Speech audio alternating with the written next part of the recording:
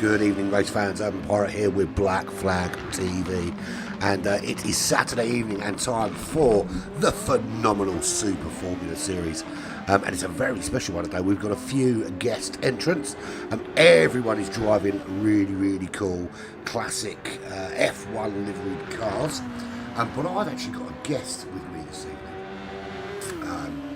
evening, he broke his steering wheel, so he can't drive.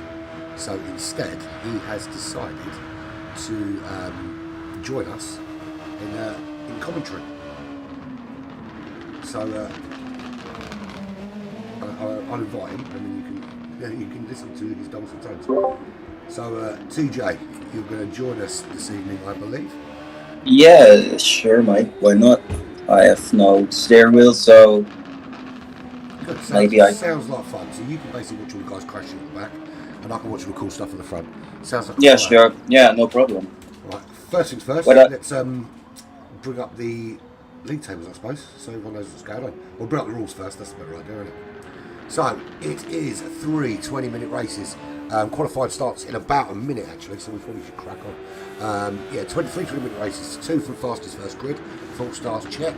Last one is a slowest first rolling start. Early morning times 3. BOP is off because we need tuning for the boost button.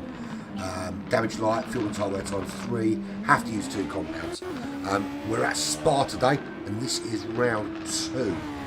Last week was awesome at the Nürburgring, and we continue. So here we are, we're at Spa. Where's the, there it is. Hang on. I've lost the track. There it is. Once again. I've found it again. Give me a sec. So there we go. There is the track. We're at Spa. It is 20 corners. You spend probably about 80% of the time at full pelt around this track. A couple of tricky areas. You've also got the bus stop chicane. Rally on a no rouge can be complicated if you're trying to go too abreast. But pretty much the rest is all right. There is a bit of a question, depending on your tune, whether you can take poo on flat out. We can certainly find out if anyone is capable of doing that today. Or maybe, how do you find this track? Do you find it an easy track? Do you like it? Yeah, well, it's an iconic one, right? And it has a lot of stress. And what you are done is like, are people going to use the downforce too much? Because when you are going flat out, you want as least downforce, right? Yeah, absolutely. Top speed. I think that's the key.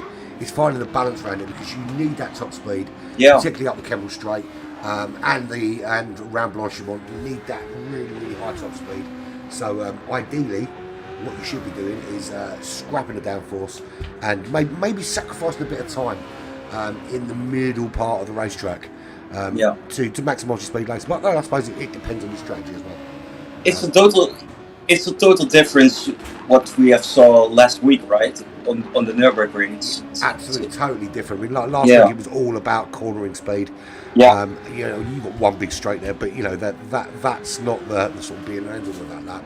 Whereas here, I think if you can't get Blanchimont and the Kemmel Straight right, I think you're going to have a very difficult day. Yeah. Right, so who we got in a room today? I should probably bring up all the details so everyone can see. Display all. There we go. So, quite a full lobby today. There we've got Mr. Cool Runnings. Looking really quick there for Rouge. Stepan from HKRT. There's a few of the Hellenic Lights racing team joined us today. Some of these liveries are awesome, man. Good job. I've got to say, Kevin done a fantastic job with these liveries. Well impressed. But of course, fastest man on the track at the moment is Kevin 77, as you would expect. And he's got the best livery as well. Love that Williams livery. Love it. Yeah. Well, 1:51.5. That's a pretty decent lap time, isn't it? Around there. It's alien, right? Yeah, properly alien. It's But then saying, I mean, Sturpan's only done a 52.2, so it's not that far off really. Grizz Troopers, what's he done? A 57.4, even that's quick. Everyone putting in some crazy times. Old Man Jay, to be fair, actually, I think I might like that livery more. It's really cool. He's done a 57.9. Sure, he can get a bit more out of that. Thanos, if he's not using the glove with all the Affinity Stones in it, he's probably not going to win. He hasn't set a time yet. We'll have a look see what time he sets soon. Timorus. Now, I know this guy's quick. I've seen him race quite a lot. So I expect to see him there or thereabouts with those guys up there. Avalon is sitting in the pits as he usually does. He's set a couple of times. I think he's just waiting for qualifying now, isn't he? Which should have started about 4 minutes ago.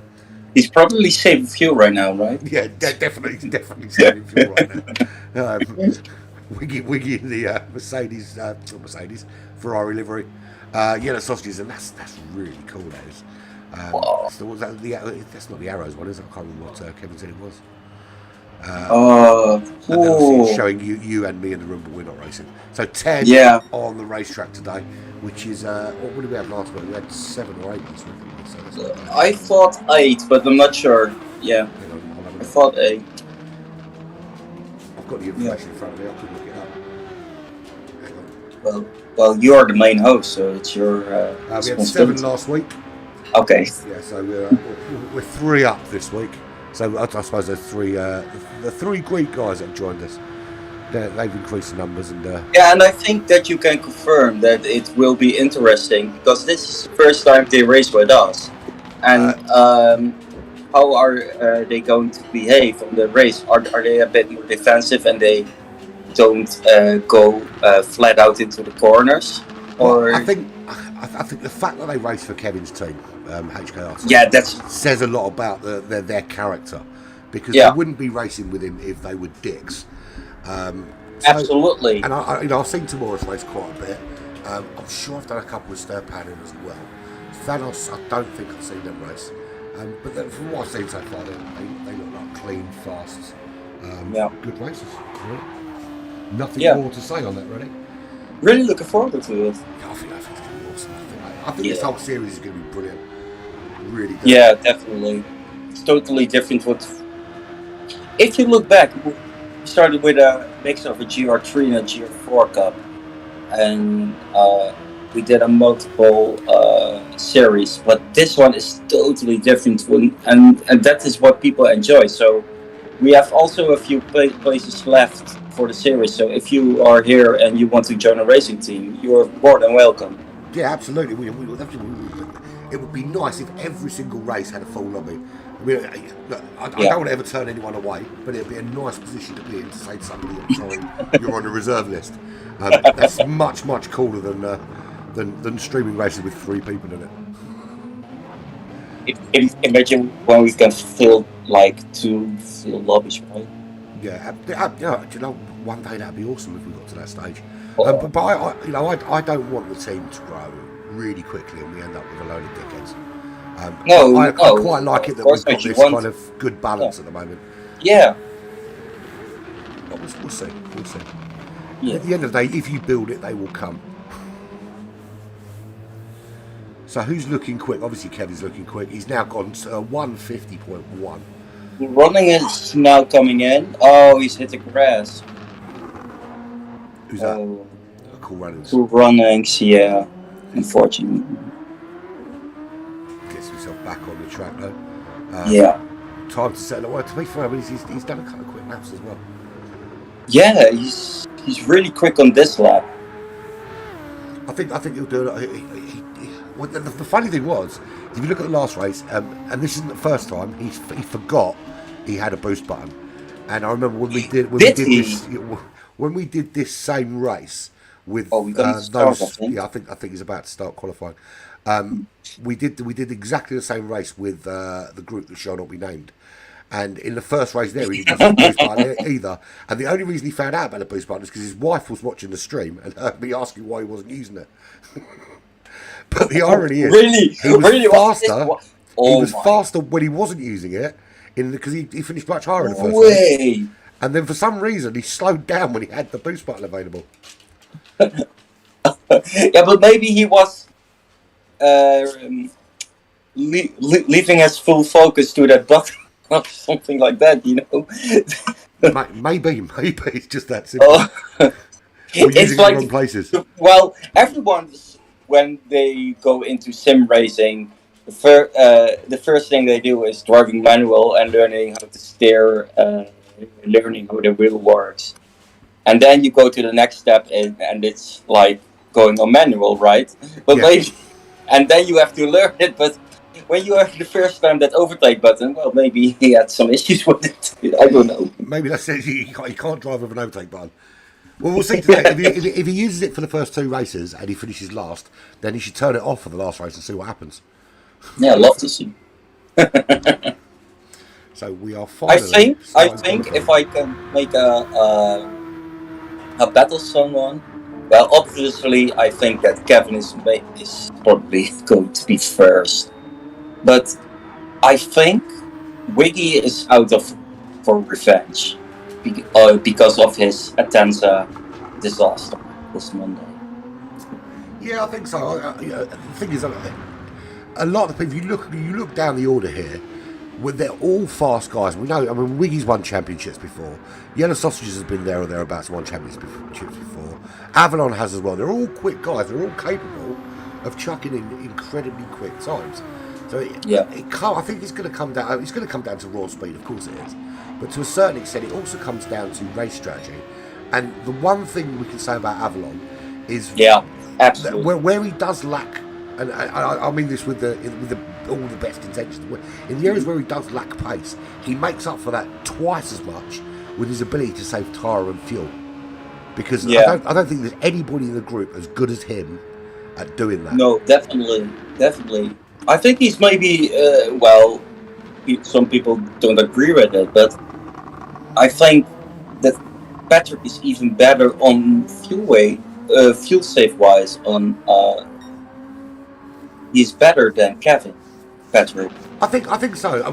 I think because that's his kind of overriding strategy is always going to be to just go longer, but it's his ability to keep up a relatively good race pace while doing it. But he plays. You know, it's the German in him. It's the planning. You know, he will know way before he even goes on the racetrack where he's thinking about lifting and coasting, where he's thinking about braking. All of those kind of things are already planned before he even puts the car on the racetrack. Yeah. So that helps him. And at times, you know, you watch the races sometimes, you think, where is he? Well, you know what? He doesn't look like he's in it at all. And all of a sudden, 7 or 8 people are jumping the pits, and he's off. He's 15 seconds clear. I even experience it sometimes. Well, most of the times we are racing on those days, like Monday, Wednesday, Saturday. I even experienced this at the Monday series, which is awesome. The lottery one. Yeah. To be fair, actually, talking of Monday, I think it was the first race where you two had a really big battle going on. But he couldn't fuel save there because the battle was so hot, and because you kind of forced him to change his strategy. To not do that. Yeah, and then the second and the third, he did also a one stop like I did, and then you really see that he is better than me at fuel saving, and that is where he came above me. Yeah. You know. Although that didn't really help him or Wiggy on Wednesday, because they didn't fuel save quite enough, and both got burnt on the line by Stormfly because they both ran fuel crossing the line. Yeah. But so I suppose it's swings and roundabouts, isn't it? It's finding that balance. But I think my only negative about fuel saving and trying to finish with like 1 litre of fuel in is that if you do end up with a last lap battle, you've got nothing extra to give. Yeah. And I think sometimes it might be worth spending an extra second and a half in the pits for a little bit more fuel, just to make sure that you've got enough should you need to push at the end of a race. Because I mean, I've seen 7 or 8 races that we've had where people have lost out because they've had to push at the end and not been able to give it full beans, or have given it full beans and had to do half a lap with 50k. Yeah, but that is also, I think, in the person himself. Is he going to be like, okay, I will fuel save, but the last lap I want to be on fuel map 0 and just flat out, and everyone that comes by I will overtake, and or I stick a little bit fewer in the pit lane, and I hope for the best that no one comes by in the last lap. Yeah, I suppose. Actually, But I there is looked that right sort of now. thing. Wiggy as first time, I guess, or is someone out? Well, Kevin isn't, so I guess. Or Avalon has a better time. I don't know if you can see it, but So the minute Wiggy is fastest lap with a 152.1. it's insane. Cool Runnings with a 54.3 at the moment. A little bit off that pace, but I mean, I think the spread is going to be somewhere between 5 or 6 seconds between the lot. So there we go. So there, Chris Yellow Sausage just puts in a 53.7, so that'll put him on the front row with Wiggy. But Kevin is now on the track, so that might change a big spin there actually from Yellow Sausage as he completes another lap. So he's going to have to, I think, probably abandon it and go again. Cool Runnings, he's got 54.3. Grizz Troopers with 55.6. So we're already at sort of 3.5 seconds difference. Thanos 55.9. Old Man Jay, is he happy with his 56.4 and just parked up? Or is he waiting for a last minute burst? I think he's waiting for a beer. I think there is more. Yeah, definitely. Tim Morris has just done a 55.4, so that'll put him on to row 2, I think. Yeah. Avalon on an out lap now. Kevin on his fast lap. Shall we go on board? Yeah. Let's see how quick he is. I am already doing that all the time. He did come with laps for me earlier. I'm trying to build I think up competition's coming now. I'm trying to build like a kind of database of cars going around tracks for like track videos and stuff. And he did he only did like a few laps for me in the Supra around on top of this. It was just crazy fast. It was like no practice. He just literally jumped in the car, did an out lap, did a fast lap, did a lap that probably would have been faster, span, and then we were done. And it was like, it's just so easy. He just doesn't. I need to do 20 laps somewhere before I'm even close to being relatively fast. So what's he done? A 150.2. He just did now a 152. That's insane. And I think he's going for more now because he's really accelerating right now. I mean, no lift through over. I mean, you shouldn't have to lift through there anyway if you get it right. But, on the Super Formula, no, you know. He brakes so late at the top of the Kemmel Straight. I don't see anyone brake as late as he does and still get that turned in the way he does. I experienced that one on Dragon Trip though, so I know how late he brakes. But if you can handle it, it saves you so much time.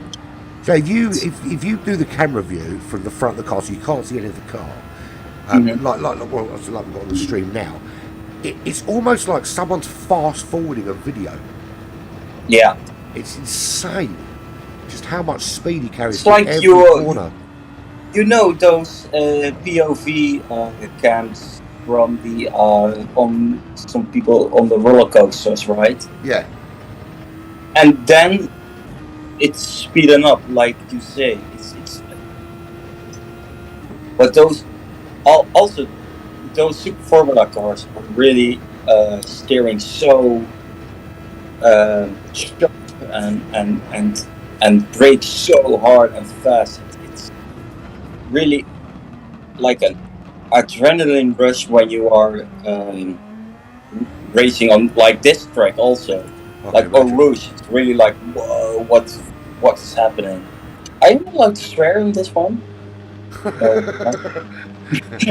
When have you known me to curb my swearing? Okay. Right, so what we got? So let's have a flick through the grid on. So we've got Kevin 77. Well, no, he's not the fastest man on track. Because the fastest man on track is Wiggy with a 50.2. Now, Wiggy has been playing around with his settings pretty much on and off all day. And he was very keen not to use the settings offered by Kevin. And, you know, his point was valid that, you know, if everyone uses the same settings, why don't we just turn Bob on? But yeah, so he's been playing around with it all day, trying to get it right, and that 50.290 to put himself on pole is phenomenal, and we are pretty much there or thereabouts to starting. So I think he's going to be our pole setter. I think Wiggy's going to be on pole. Kevin currently next to him. See how they get away from the line. That'll be interesting. Yellow Sausage is up in third at the moment. He's it says he's up in third. Well, he's 3.4. Hang on. No, Thermos is going. Let's have a look. Thermos is now in third. It's just taken. Timoris. There we go. Yeah, Timoris is. But look at the difference. So you got Wiggy with a 50.2. Yeah. 50.29. You got Kevin with a 50.297. The next closest person on the racetrack is 3.3 seconds back as Timoris. So those two are 3.5 seconds quicker than anybody else on this racetrack. That's going to be a great race between them two. But it means that the battle really today is for third. Yeah, I think. If you look now, Kevin is already over Wiggy now. Okay. He has beat it. 2.6. But so is there a sub 150 in there? Is there a sub 150? Can he do? I mean, I'm sure he said he could do a 147. I think that's a little bit of. Did he say that? Yeah, I think he did it in practice. Evening, Philip. Good to see you, buddy. Hope you're enjoying what you're watching. Looking forward to you coming to race with us soon, mate. Yes, I don't know. I think 147 as he pirouettes round and that's bad on that lap. I think like 147. If he's doing 150 there, 150.0. I think 147 is a bit of a crazy ask. Don't know. I think we will see today a 148 by 48. I don't know. When qualifying's nearly over. And race pace generally isn't as quick as qualifying. Look, with Slipstream, I think we might see a race lap of 48 if someone gets a really good Slipstream and uses the boost.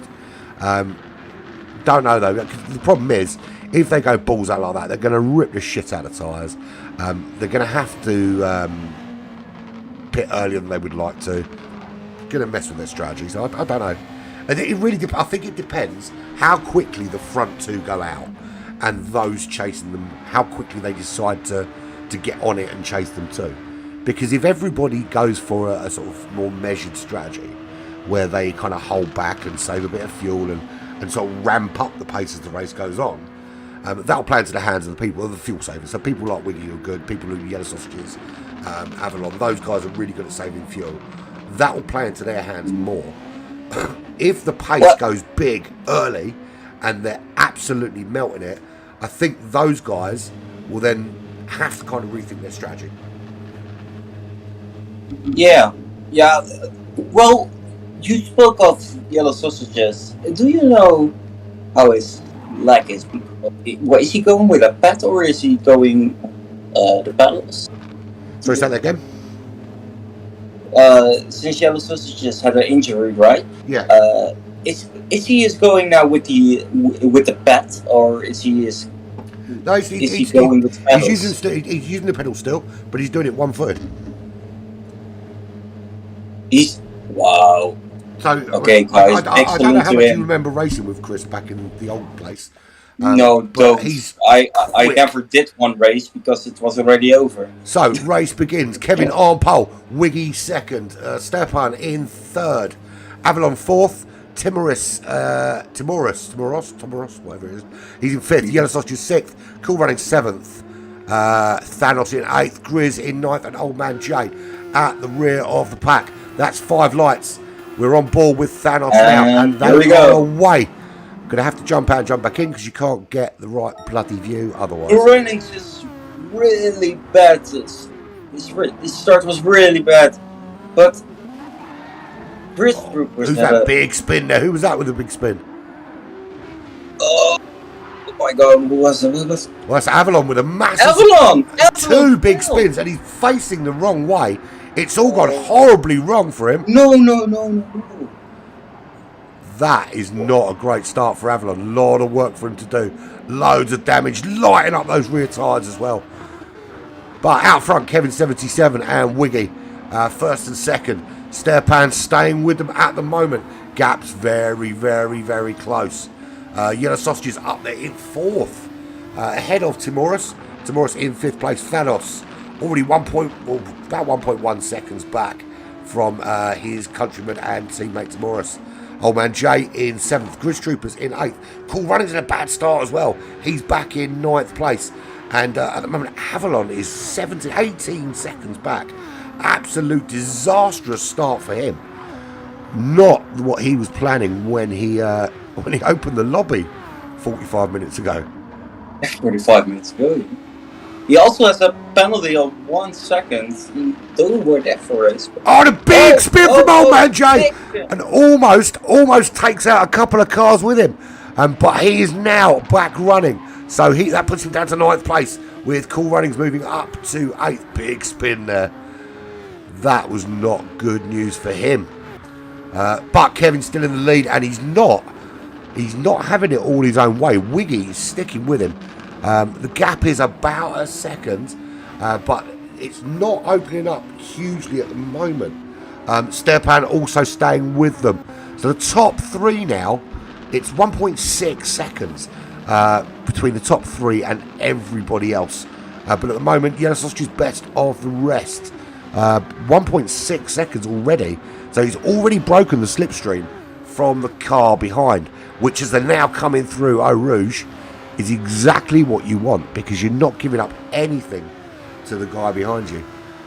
He is closing those. Tomorrow's got a very, very good exit and is closing. So although you're not picking up a lot of slipstream at 1.3 seconds behind, there's still going to be a little bit of that drag reduction, which just helps you up the hill a little bit.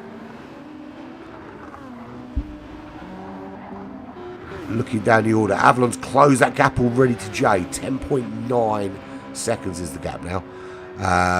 Old Man Jay is 8.5 back, and he's half a second penalty. So the only beauty of this particular series is the fact that it's 3 races. So if you do have a big cock up like that, you can redeem it. Grizz Troopers made a big wobble on the grass. He's back to 8. Cool Runnings takes it to 7th. So Cool Runnings already 5 seconds clear. Yeah, that's a big gap already. Yeah, as I was saying, because it's 3 races, and because only your 2 best results count, it's not such a big deal if in race 1 you do have an absolute fucking nightmare, like Avalon's had here.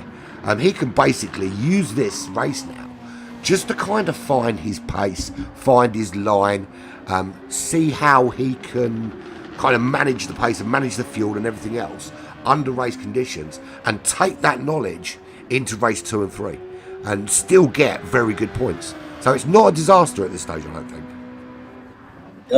No, and what you are saying, I think he is really doing that because he is smart one, he is doing what he has to do. And 9 of 10 times it goes well, right? And Wiggy, it looks like Wiggy's making a move on Kevin up the Kemmel Straight. He gets a great exit out of Eau Rouge, and they are side by side. The slipstream just putting him up, but Kevin's got the inside line. They are the wheels touching there. Kevin does get through with the inside line, but these two started to ramp up the pressure up in first and second. Stepan struggling to match the pace of these two, and already 1.5 seconds back from this battle for first place. I think this is going to rage on, and I'm looking forward to seeing what happens all the way through this. Yellow Sausage is really 4.3 seconds back now, but Russ is coming on. He's got Tim Morris about second behind, so yeah. he hasn't got it all his own way at the moment. Tim Morris. I don't know. I keep saying it wrong until they tell me I'm saying it wrong, and then I'll say it correctly. Okay, well, let's keep it that way. Remember Wendigo? I called him Wendingo for 6 races. Wendigo. It's only when he messaged me and said there's no N in Wendigo. Well, there's not 2 N's in Wendigo. So, Timoris is 1.6 back from Yellow Sausages. Thanos Already 4.3 seconds back, and he's already dropping into that kind of no man's land where you're not getting any slipstream, you're not giving up any slipstream, you're not under pressure, you're not putting anyone else under pressure, and that works one of two ways. You either get a little bit complacent and then start making errors, or you kind of find a really comfortable rhythm. But it can go either way. It can get quite boring when you're in that position as well. Yeah, it is a bit boring, and because it's getting a bit boring, then you are making some mistakes, and you are not pushing enough like you usually do when you are in the battle, right? Yeah, I mean, obviously, my pace is nothing like you guys and these guys out here. But I find if I'm in that position, one of two things will happen.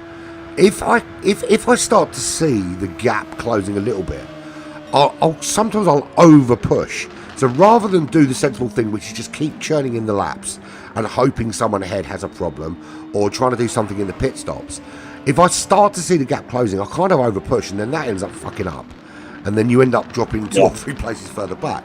So I think it is about mindset when you're in that position.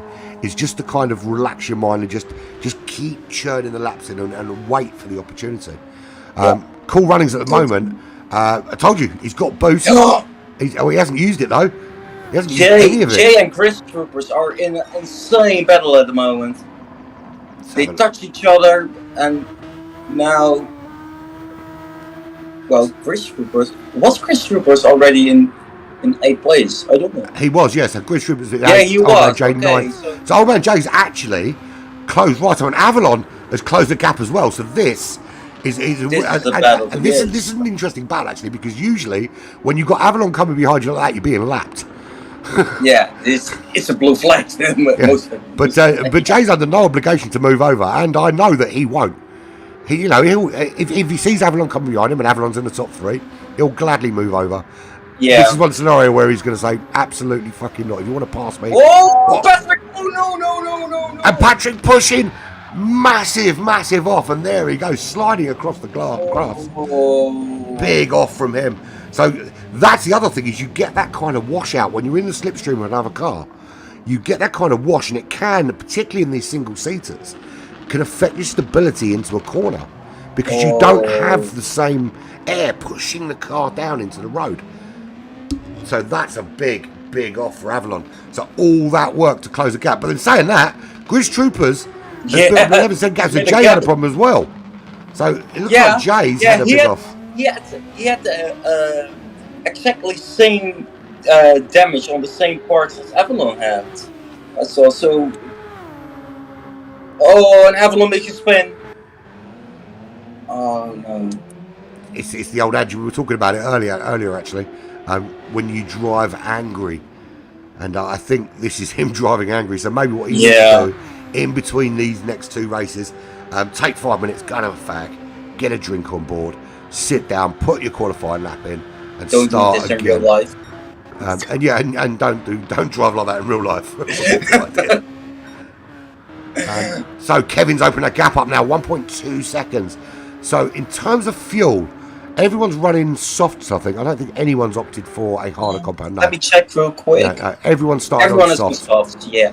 So I think pit window's coming up, lap 6 for most of them, which is about, it's going to be about the halfway point, lap 6, isn't it? So Kevin looking good. These tyres, actually, the soft tyres, are lasting quite well here.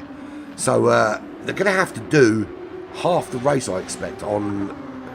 I assume they're going to pick the medium. I can't imagine anyone picking the hard compound, right?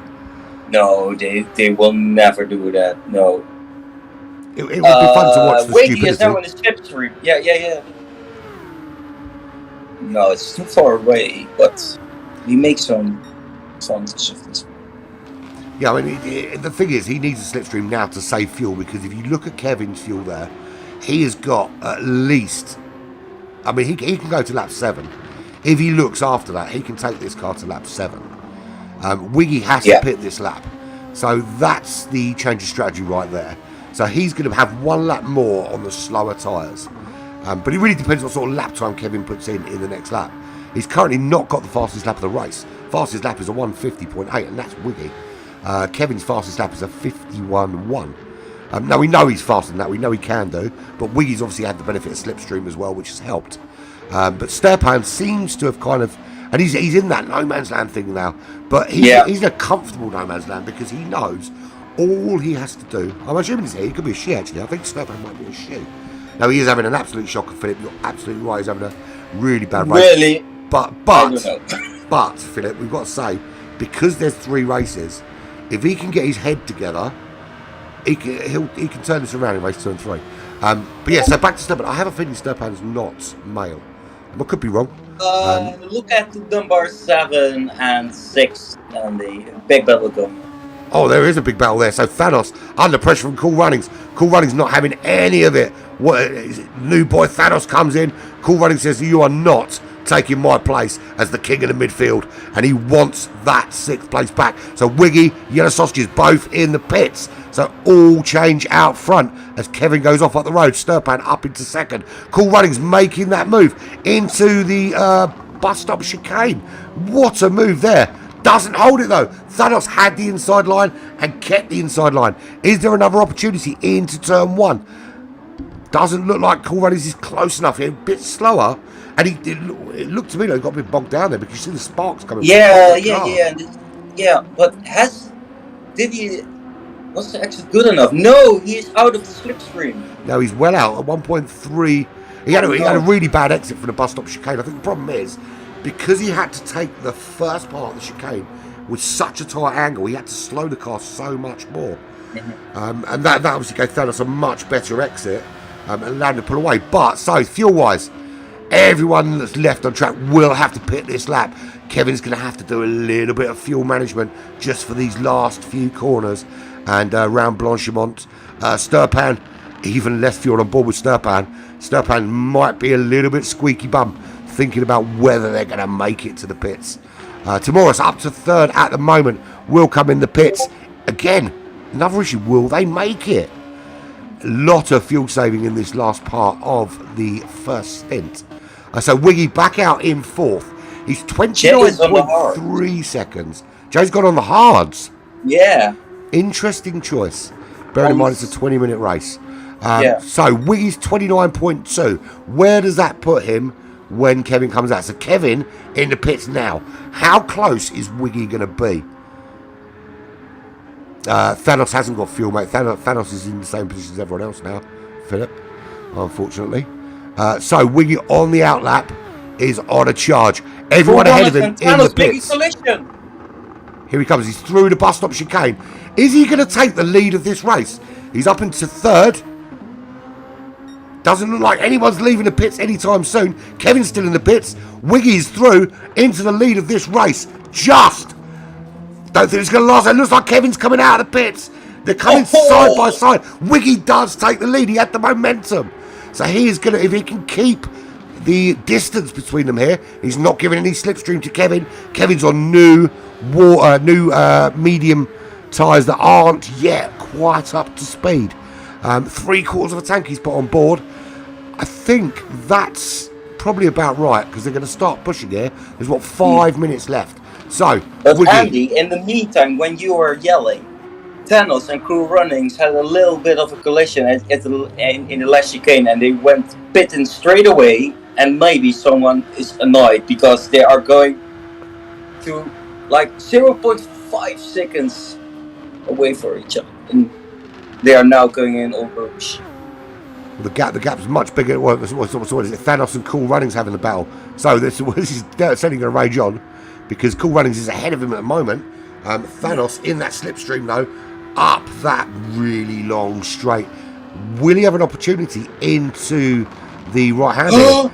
There was a little touch there for me. Yeah. They are going at it. These two. There is some fisticuffs going on. Hopefully there is some frustration. Yeah, I think there is.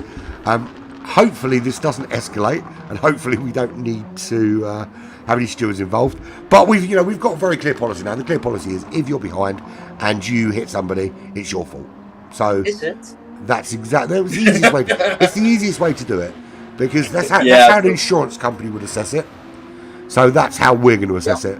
So I think we'll have a look at that, because I think Thanos did clip him in the rear, and I think that, you know, it unsettled his car. We'll see. We'll see where they finish at the end of this race and what he wants to do. But Cool Runnings, I think, it's that drive angry thing. You push a little bit too hard because you're pissed off, and the car starts not doing what you need it to do. So the gap's now 1.7 seconds. Avalon has got around Old Man Jay. He's been in the pits, 25 seconds clear of Jay. Jay not having a good day here at Spa. Not doing that Jordan any justice. Good Troopers 17 seconds clear. Now clearly Avalon is going to be looking at trying to make up that 17 seconds and move up the order there. But it's, look, because you can drop your worst result, finishing in 9th place in race number 1 is not a train smash. It only becomes a train smash if you finish 9th in race number 2 as well, because then the points start to count for something. But out in front, Wiggy, 5.5 seconds is the lead now from Kevin. He is absolutely dialed in that car with the Ferrari livery. And when you're driving a car with a livery like that, all you can do is make it go fast, because that's what it did. And 5.7, 5.8 seconds, 9 seconds. Has Kevin smashed into something? Or is he just not dialing in those medium tyres? It doesn't look like the setup he's got, which is clearly very quick on the softs, is working so well on those mediums. Well, what I see right now is maybe that Jay had a misclick on the pit stop, because I don't see why he really. Why do you want to use the hards when you know, okay, these are the settings? It's just like a 20-minute race and that's it, you know. So why? Because I know it's very strange. I mean, we should have had a look at his soft tyres before he went in, and maybe just he's taking a lot more out of his tyres, and he was worried he wouldn't get to the end. But no, you're right. I mean, I don't understand it either. There's Avalon with a half-second penalty in that car, so that's not going to help him with his charge. He is closing on Grizz. It's 14 seconds, but we're on lap 9. There's only a couple of laps left. An insanely good job. Yeah, he's doing well. As it says boss on his car, he's driving a bit boss-like today. But Cool Runnings and Thanos, that battle looks to be over. 2.6 seconds now is the difference. 3.3 seconds, in fact. So big jump there. Thanos getting the better of him this time round. But I think there is a steward decision we need to look at from that at the top of the Kemmel straight there. I think they've had a few little fisticuffs, these two. So maybe we need to look at that replay and maybe make a decision. At the moment, Wiggy is already 7.3 seconds ahead of Kevin. Old Man Jay and Wiggy have a coming together when Wiggy goes to lap him. So what happened there? I sort of caught the tail end of it. It looked like Old Man Jay lost control of the car. So that has handed a lifeline to Kevin, because the gap is only 3.8 seconds. And he manages to get past Old Man Jay very, very easily. So, is that going to cost Wiggy the win in this race? I certainly hope not, because he's done a brilliant job. Early doors, he kept up with him, and he made sure that he gave a good account of himself. He came out so much sooner out of the pits. Really good, really quick there. Now, fuel-wise, Kevin's over-fueled quite significantly. And I think that actually is what's caused the problem. Because if you look at the fuel on board with Wiggy, he's got a quarter of a tank. That's plenty to get to the end of this race. This will be the last lap of the race.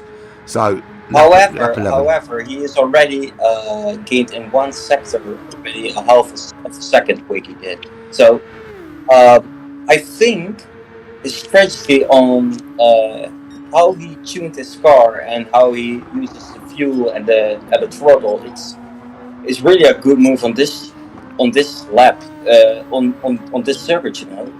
Yeah, it seems to be working very well, and clearly being lighter is a much bigger benefit in these super Formula cars than it is in necessarily the GT cars, because I mean the GT cars are relatively heavy in comparison anyway. But with less than a quarter of a tank of fuel, and the guy chasing you down has essentially double the weight in fuel, it's going to affect your lap times. Absolutely going to affect them. Stepan, he has been comfortably third from the moment this race started. And all he's done is he knows he can't chase out those guys in front of him.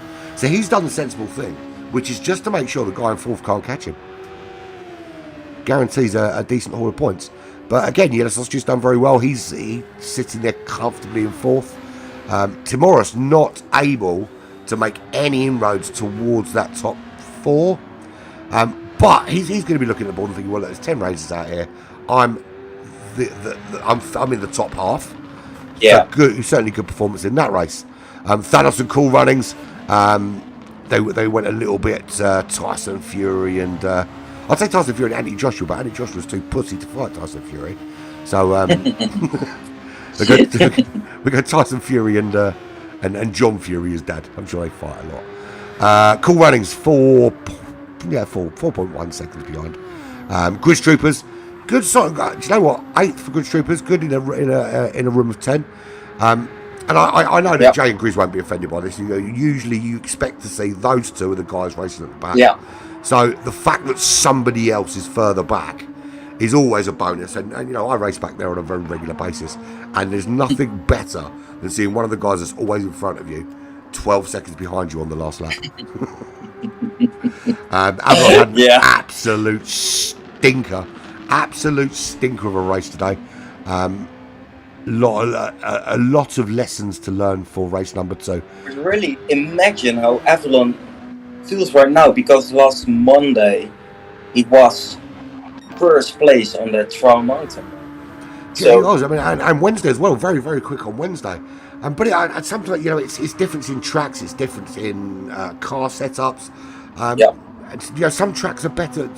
Look, you put me on Interlagos with an average field, and I'll be an average driver. You put me on Autopolis, I will be fucking last. plum fucking last. Though? You put me on Suzuka, I'm going to turn the PlayStation off. So Wiggy is going to finish his race. So what was he? 12 seconds clear. 7 seconds going clear. To the pit. Why is he going in the pit?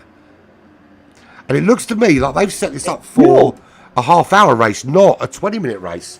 It should be a 20-minute race. The settings are wrong because we're on 23 minutes and they're still racing. So everyone is getting a penalty right now. No joking. Yeah, I don't quite know what happened there. So the settings actually wrong for this race. There was. Is that why Jay went into the hard tires? Well, it makes sense now. Look at this fuel. Look at this fuel. Yeah, it makes sense now. It absolutely makes sense now. So we were singing Wiggy's praises, but actually Wiggy's 2 stopping, Kevin's not. That's the difference. No, oh my god. So Avalon has cocked up the settings, which is a bit of a nightmare because we've been kind of trying to second guess strategies based on a 20-minute race, and it's been half hour. Yeah, so we already did 23 minutes for nothing. Well, it's an extra 10 minutes of racing we get to watch, I suppose. Yeah. But it kind of... And you all can see it live on Black Flag Racing TV on YouTube. Very, very professional outfit we are. We set the race settings and then we just make this shit up as we go along. I certainly hope it finishes at half hour. I hope he's... Avalon crashed into the wall. Has he crashed again? Yeah, into the wall. Oh. So another crash for Avalon. He is, though, 1 minute, 16 seconds ahead of Jay. So if you think Avalon's having a bad day, Jay's having a much worse because he can't even close up on Avalon when Avalon keeps crashing. I don't know what the answer is. I mean, the thing is, Jay can be quick. Over 1 lap, when he kind of puts his mind to it, he can chuck in. We're not talking about Kevin laps here, but certainly very competitive laps. But I think he's got the same problem that I've got, that Grizz has got. It's consistency. It's doing fast laps in a consistent way. Yeah. And sometimes when you just can't do that. And it's sometimes is it worth sacrificing half a second in pace to increase consistency? I think so. And I think he's improved. I mean, look, I'm still there or thereabouts at the back. But I think it's improved the quality of my races when I just don't push as hard and sacrifice a bit of time to stay on the racetrack, because that's when you do pick up positions, when you have issues like Avalon crashing all the time. But what are you saying now is also a bit of a mentality thing, because when you have someone in front that you know is also a fast guy and he is consistent, you feel like sucked into his rear, and you want to try and then you forget that you have to be consistent, and you're pushing a little bit too much, and then it's over, right? So it's... Yeah, I mean, I funny enough, I had that at when I raced at Mount Panorama at BFeR. That I was putting in a relatively consistent pace. I was sitting comfortably in the midfield. I had my strategy worked out, and then on Jay crashed. Jay had another crash. So there he is on the gravel, taking that Jordan again into the gravel. Not great. Kevin's 17 seconds clear now. So, well, let's put it this way: if it was a 20-minute race, Wiggy won it. but Congratulations to Wiggy. So I think that's the problem. I'm wondering actually whether Wiggy based his strategy on that 20-minute race he was expecting, and where it's turned out to be a half-hour race, because that would make sense. Because there's no reason to two-stop this race. Absolutely no reason to two-stop it. So I wonder if Wiggy, I mean, if you look, he's got very little overtake left compared to a lot of the other people.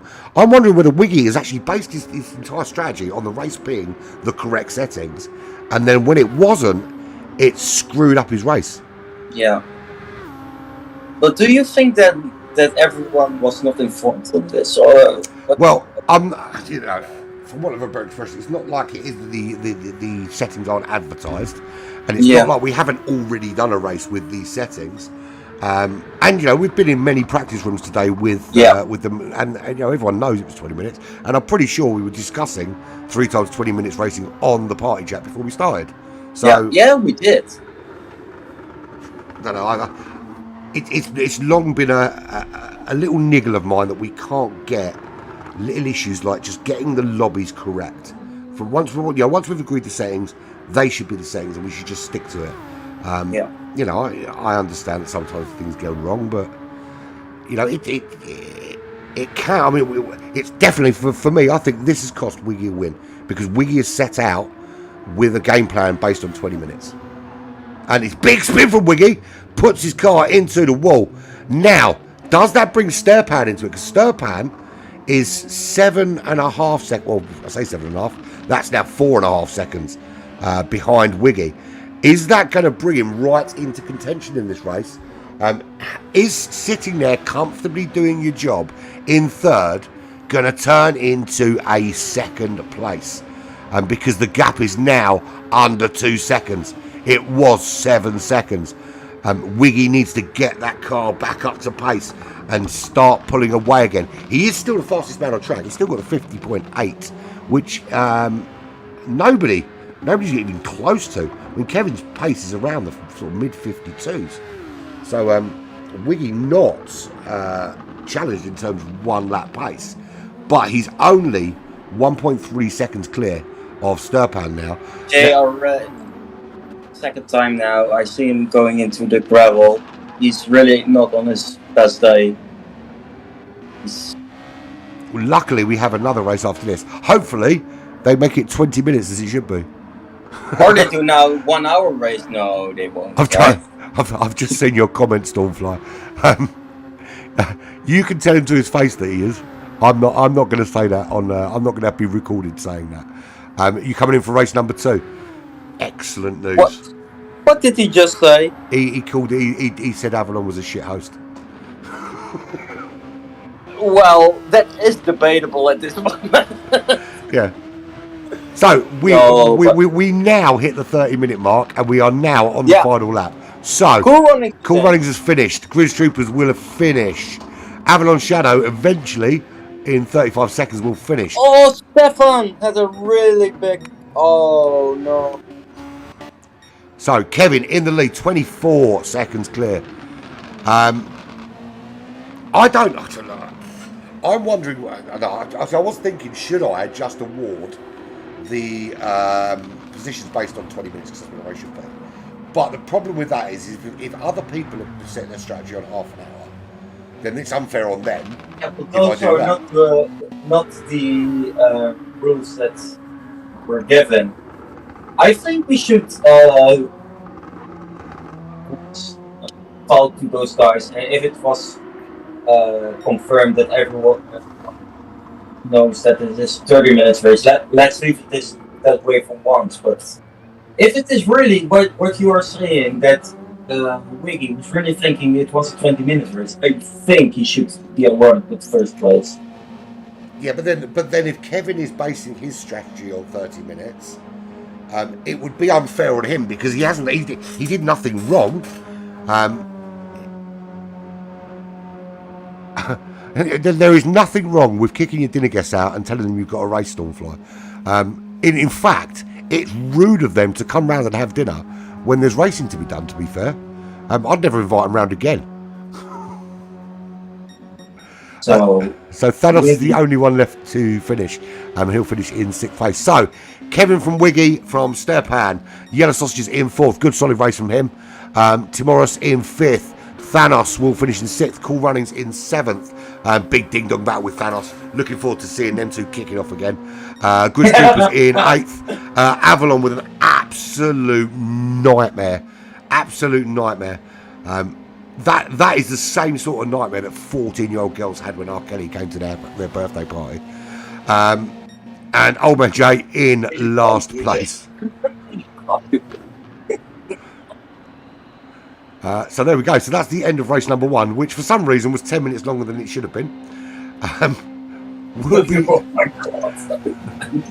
Hopefully the next 2 races are correct, or at least everyone gets the opportunity to set up their race in the right way for the right amount of time.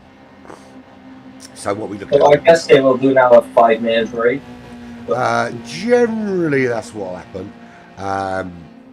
Everyone will go for a fag. I think Avalon definitely needs to go for a cigarette after that. Goes for a full pack of fags. An entire bong full of cigarettes. So yeah, well the next race is due to start at 9:05 or something like that. So 9 p.m. is due to start. Yeah. So we're already late. Yeah, so I suppose 10 minutes qualifying and then crack on. So yeah, so there we go. So race number 1 is over. Kevin was the winner of that race. Race was 10 minutes longer than we expected, but all good. Pole position and clean race he got there, but he didn't get fastest lap. That was for Wiggy, and we deserved not only that fastest lap, but deserved that result as well, because I still insist that he set his strategy out for a 20-minute race. But there we go. Kind of makes sense now why he was so far ahead. Yeah, and it also makes sense why Jay did put on the hard tyres. Yeah. But then, to be fair, they've got when you're racing. See, when you're spectating, change, so I think. Well, to be fair, it's supposed to be reset for every race anyway to maintain the track conditions. Event. It's still on 30 minutes right now. Well, I think I'm going to. So what changed?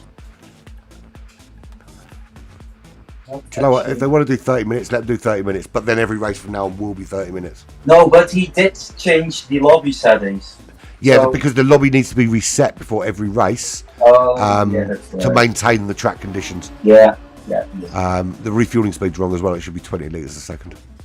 I think I'm going to have a chat with Patrick afterwards. In fact, well, I don't know what more I can do. I mean, I put all the race settings on Discord. It's not like they're not there for everyone. You know, people have been practicing with the correct setting. I think that's the bad thing.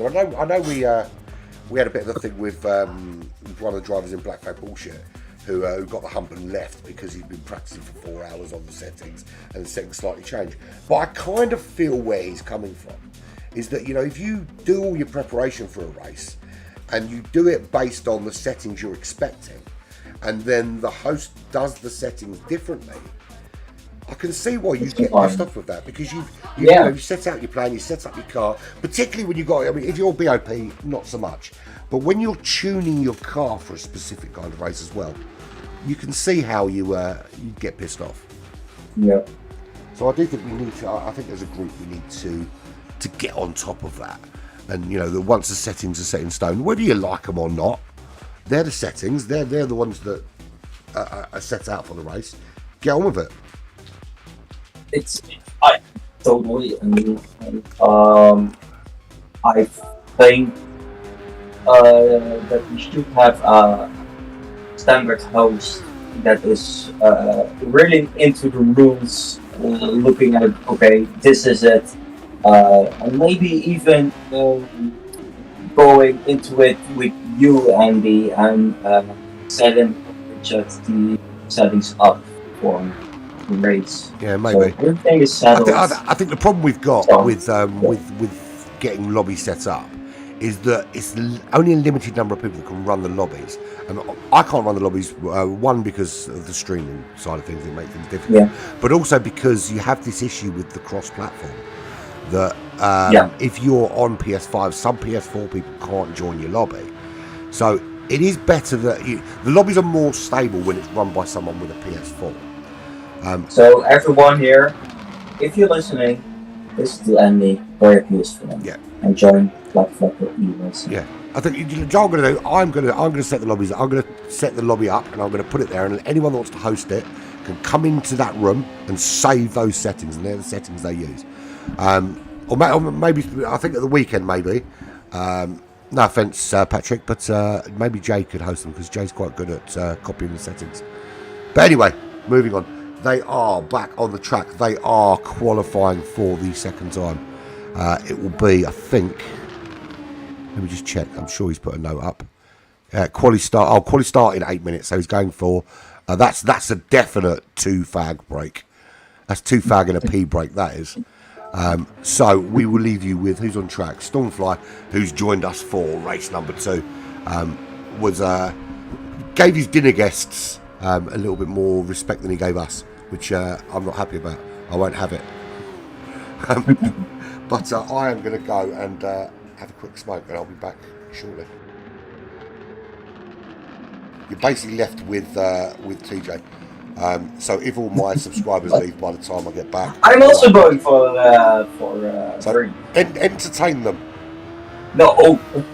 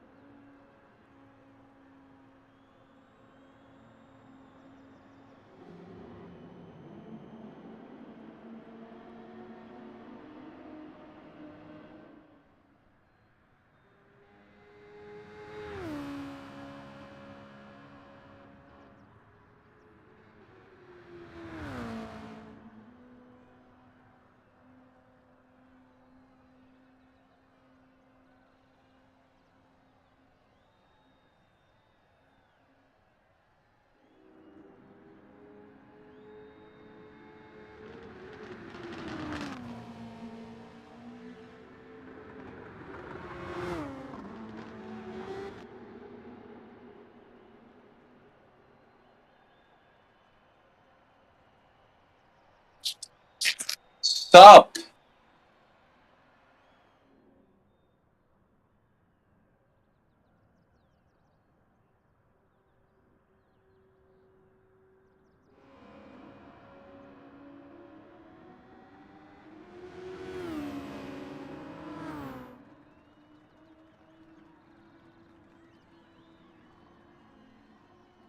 Andy, are you live?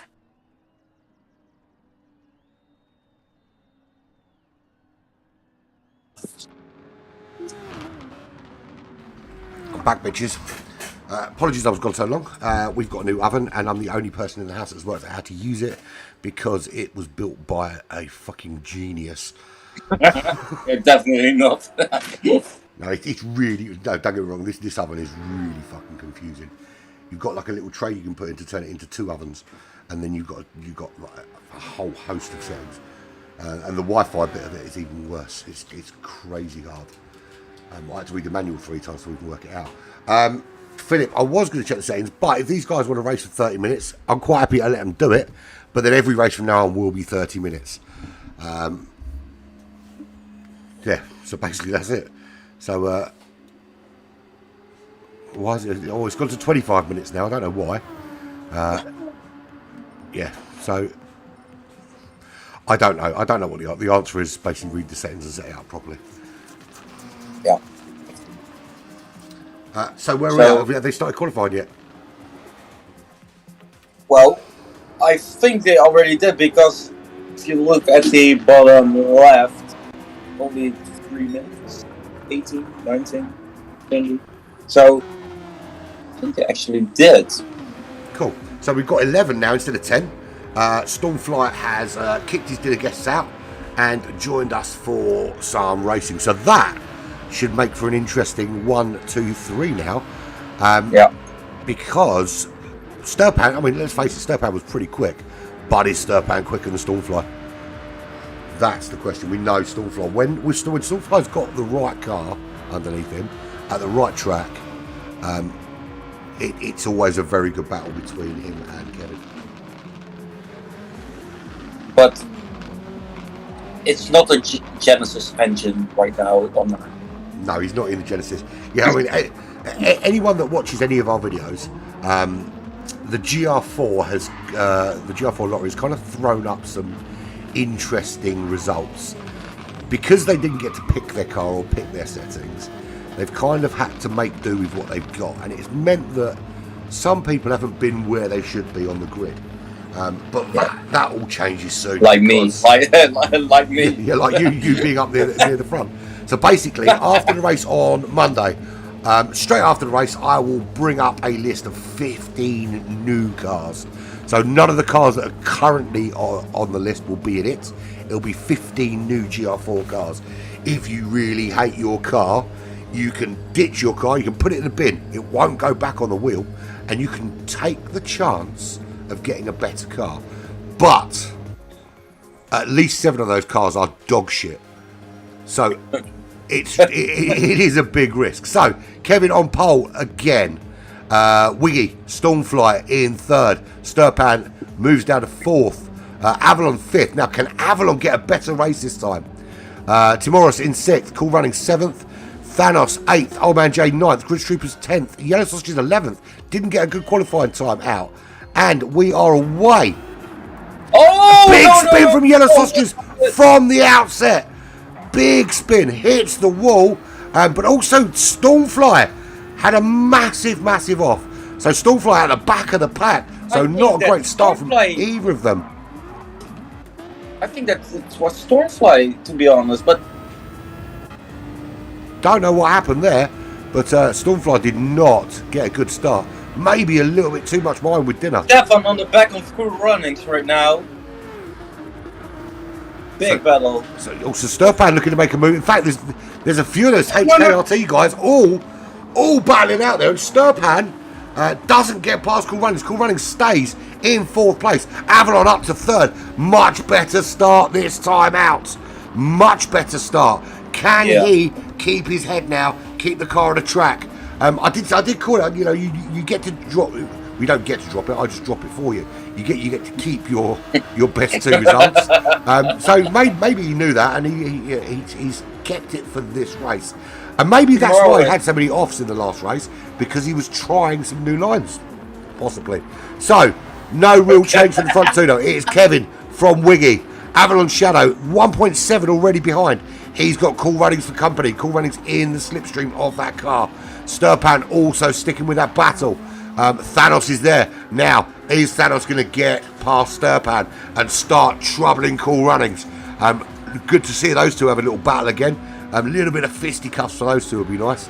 Timoros making a move here on Thanos though. Right in behind, looking to make a move around Blanchimont. Doesn't make that move happen. Can he get the inside? No, he doesn't go for the inside. Not close enough there. Probably best to back out. Well. Oh, he's making a move now though. Yeah. Before up into Eau Rouge and Radion. And they're still going to be battling when they get there. He's got ahead already. But Thanos looked to have a better exit. What? Here they go. So Timoros is ahead of Thanos. Starting to move up that racetrack now. The gap is already at a second. Stefan Cool Runnings taking over, and he is. Oh, he's made that move. He's made it stick as well. The slipstream though, if you're close enough out of Radon and Eau Rouge, that move is just so easy to make. There's just nothing the car in front can do. Absolutely nothing they can do. So Cool Runnings drops to 5th. Sturpan up to 4th place. Heading on the road now up to try and catch Avalon, who's currently sitting in 3rd, but being dropped by the front 2. Wiggy and Kevin disappearing off up the road. But the cat amongst the pigeons, or as we thought, Stormfly, at the back of the pack, he's 10th. So he has got a lot of work to do if he's going to have any effect on the front 2. Now, we really have to look back at the start, because I think there was something with that spin that, well, if there's someone watching right now, please wind back and tell us, because we don't know. Yeah, I certainly didn't see anything, no, but with these cars, I think you've got... Oh, Stormfly wiggles the back of that car. I'm telling you now, it's got nothing. The only problem he's got is he had too much wine with dinner. He had people around for dinner. He's had a few... Stefan on the back of Avalon right now, coming in and exit, has Stefan... Yes, he's going good. Yeah. Well, half a second back, it's a good position to be in going into turn 1. He's not going to make the move to turn 1. He's going to tuck in right under that rear wing of Avalon and make the move with the slipstream. Cool Runnings starting to drop off the back of that battle and actually into the clutches of Timoros. And only at the moment Timoros is keeping those two apart. But Sturpan, here we go, on board with Sturpan. He's in that slipstream, tucking in behind Avalon Shadow. Is he close enough to make a move? He certainly is. He's tucked in. He pulls it out to the right-hand side. Will breeze past with the inside line. Does he make the move stick? Absolutely, he makes that move stick. Can he now move up the road, up into 3rd? So, the front 3. Avalon and Timoros are head-to-head right now, where they hit each other in the last race. So, Timoros actually closing up on Cool Runnings as well. Is Cool Runnings now falling into another battle with Thanos? Because once Timoros gets past, there's no one between him and Thanos. So that bouncer that's keeping the two piss blokes apart outside the pub is about to disappear. And these two are going to be going back at it again at some stage. Chris Trooper's at the rear of the pack. This time it's him having the bad day. Jay a little bit further up the road. In fact, quite far up the road for him. He's in 8th place, which is good running. Now, this is where we talked in race 1 about consistency. This is where Jay needs to focus on consistency and not pace. He's just behind Thanos. There is possibly an opportunity for an overtake.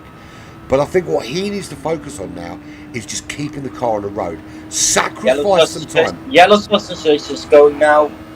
He is making a move on him, isn't he? And to be fair, Jay's keeping the car on the right parts of the racetrack there. Yeah. Not giving. He's really defending it on a proper, clean way. He is very well defended. Yeah. Oh, he's making a bit wide here. A little bit wide out of the bus stop. That allows Yellow Sausages through. Now, he's 1 second ahead of Stormfly. That is the view from Stormfly's car. He can see the back of old man Jay. At P6 going now to Morris in the Eau Rouge of Cool Runnings. He makes that move around the outside. He makes it very clean and very early as well. We know what happened last race, so it isn't over yet. Yeah, well, no, it was Thanos and Cool Runnings, wasn't it, in the last race? I think it was Stormfly in the back of Jay right now, but it is too... No! He gets it away. He'll absolutely make that move. I saw Stormfly make a move. We did a team versus team. I can't remember who it was against. Oh, Race Asylum. When we were at the old group, the one we don't talk about. And he made an overtake there. And the guy he made the overtake on, we're talking about, we're not talking about Stormfly versus Old Man Jay here. We're talking about Stormfly and another guy with the pace of Stormfly. And he's made that move, that same move there, and then hung it round the outside into the next one. And the guy tried to basically nick the inside line, and he absolutely stuck it. It was one of the best overtakes I think I've ever seen, other than Patrick's overtake into the chicane of death. The other day, which was just phenomenal. So out front, Kevin, 1.8 seconds clear now of Wiggy. Wiggy's obviously had to do a strategy change, now knowing that the race is longer than previously expected. It is now 25 minutes long. So are you sure? Yes, well, that's what the setting said when I looked, and it hasn't changed since then. So let's assume that it's still 25 minutes and it hasn't changed itself.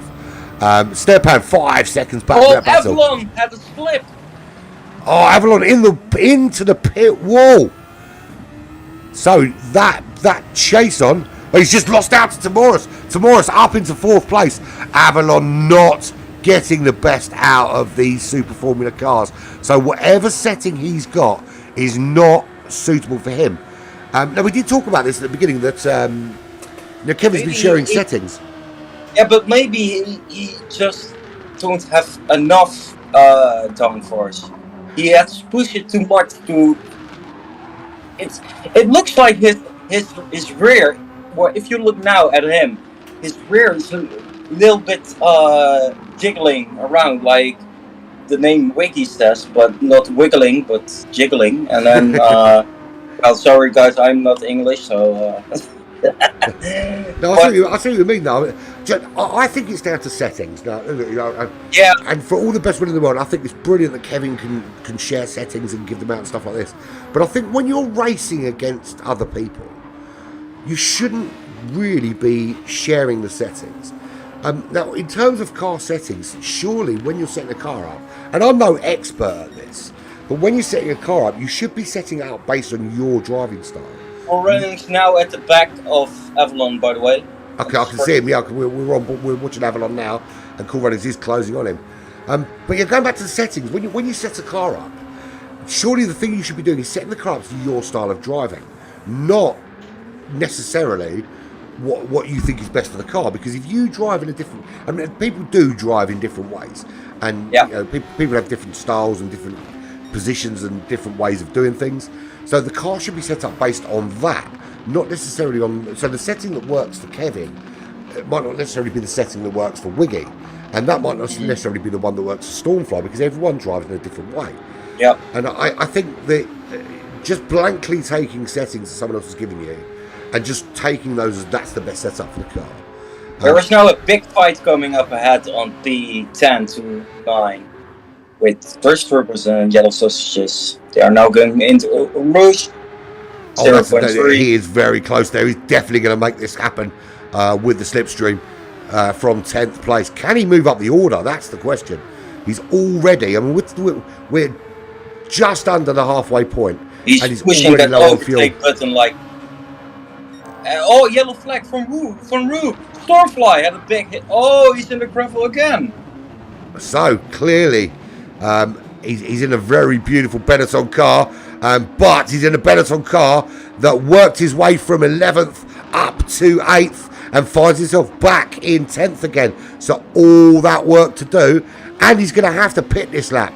That's probably one of the worst times to come off, when you're on an in lap or an out lap, because it costs you so much more time because you're already losing time with the pit, and Chris now you're losing Trooper even is a more. little bit wide and spins out of the track. Gets back up. Is getting back on, but lost a lot. And Stormfly is getting now really close. Oh, he is right on the back of him now, half a second back from Grizz Troopers. So he should. I mean, to be fair, I think they're both going in this time anyway. So, where are we? Lap 6. Kevin stays out for another lap. Wiggy stays out as well. 1.7. Sturpan also staying out. Timoris staying out. So these guys are just saving fuel. Avalon staying out. Everyone has gone fuel map 6, lift and coast mode. Cool Runnings, he's also staying out. So, nobody... Sausages now in the pit. Oh, Yellow Sausages has decided to pit.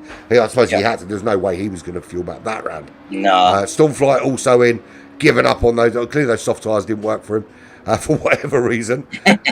I'm putting the reason down to the wine with dinner. Grizz Troopers, he's also pitting. Old Man Jay. Old Man Jay has got... Now, did he pit crazy early? Because he's one... Well, he was 1 minute behind. He's just overtaken... Yellow Sausages and Stormfly now. Yellow Sausages is going to the mediums. I think Old Man Jay has started on the medium tyres. Because if you look at his fuel, it looks to me that he has fuel map 6'd and stayed out on the medium tyres.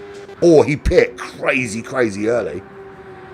Well, it is interesting because the first race we saw, he did also an alternative strategy, but it didn't work out very well in the end. Although we had the wrong information of the race, so the half of the race we talking bullshit, which we basically do at Black Flag Racing. Well, yeah, well, but basically that's that's kind of my selling point. Yeah.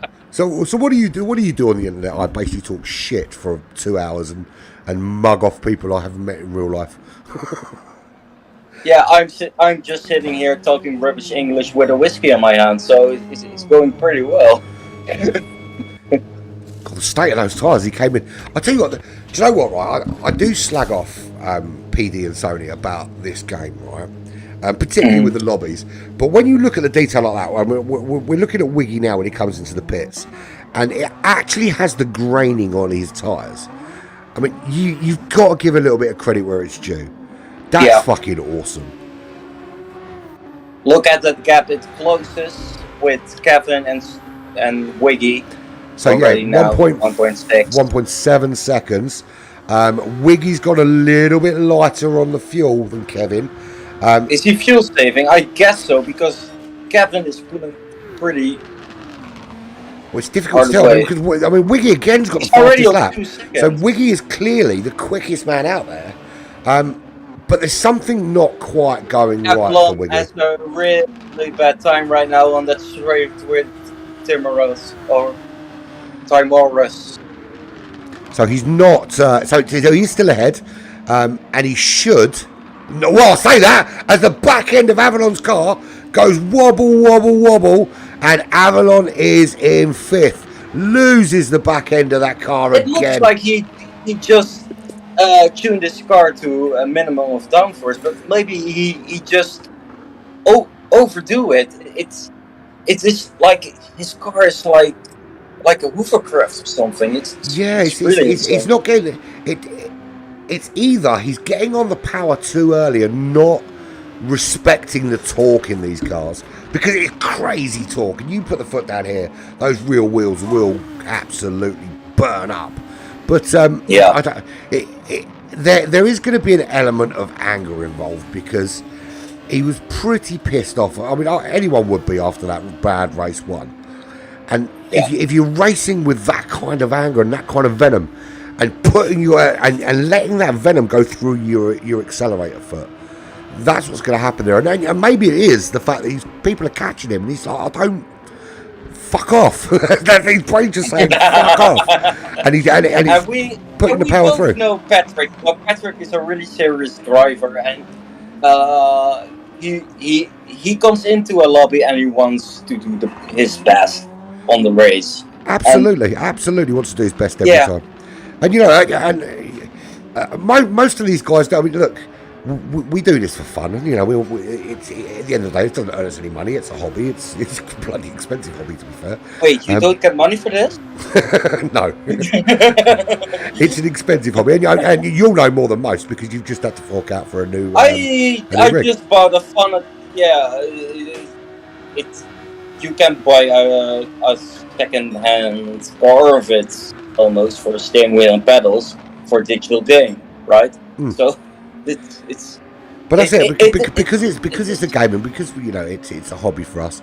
There are people that you know you can take it seriously, and you can go into a race and want to do your best.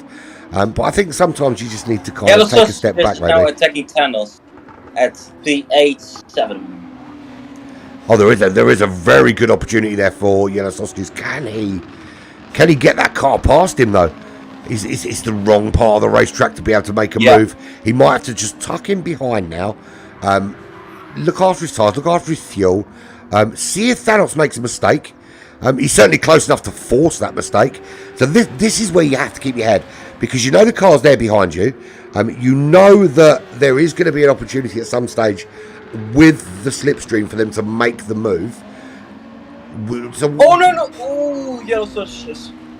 Oh, Thanos hit the wall. Big spin from Thanos, hits that wall. So that's exactly what I'm talking about. When you've got someone in your mirror, it gives a whole new dimension to the way you're thinking about the race now.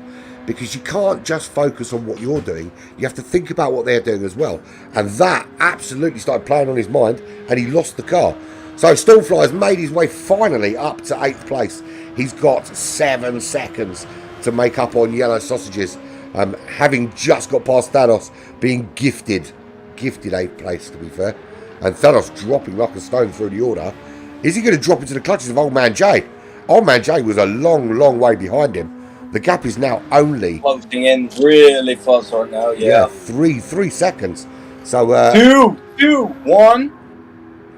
Is the move on into? I think they're a little bit close to the bus stop to make the move, but if he can keep up his charge, he could make the move after Eau Rouge. Meanwhile, Kevin has already a 6-second gap of Wiggy at the moment. So 6 seconds.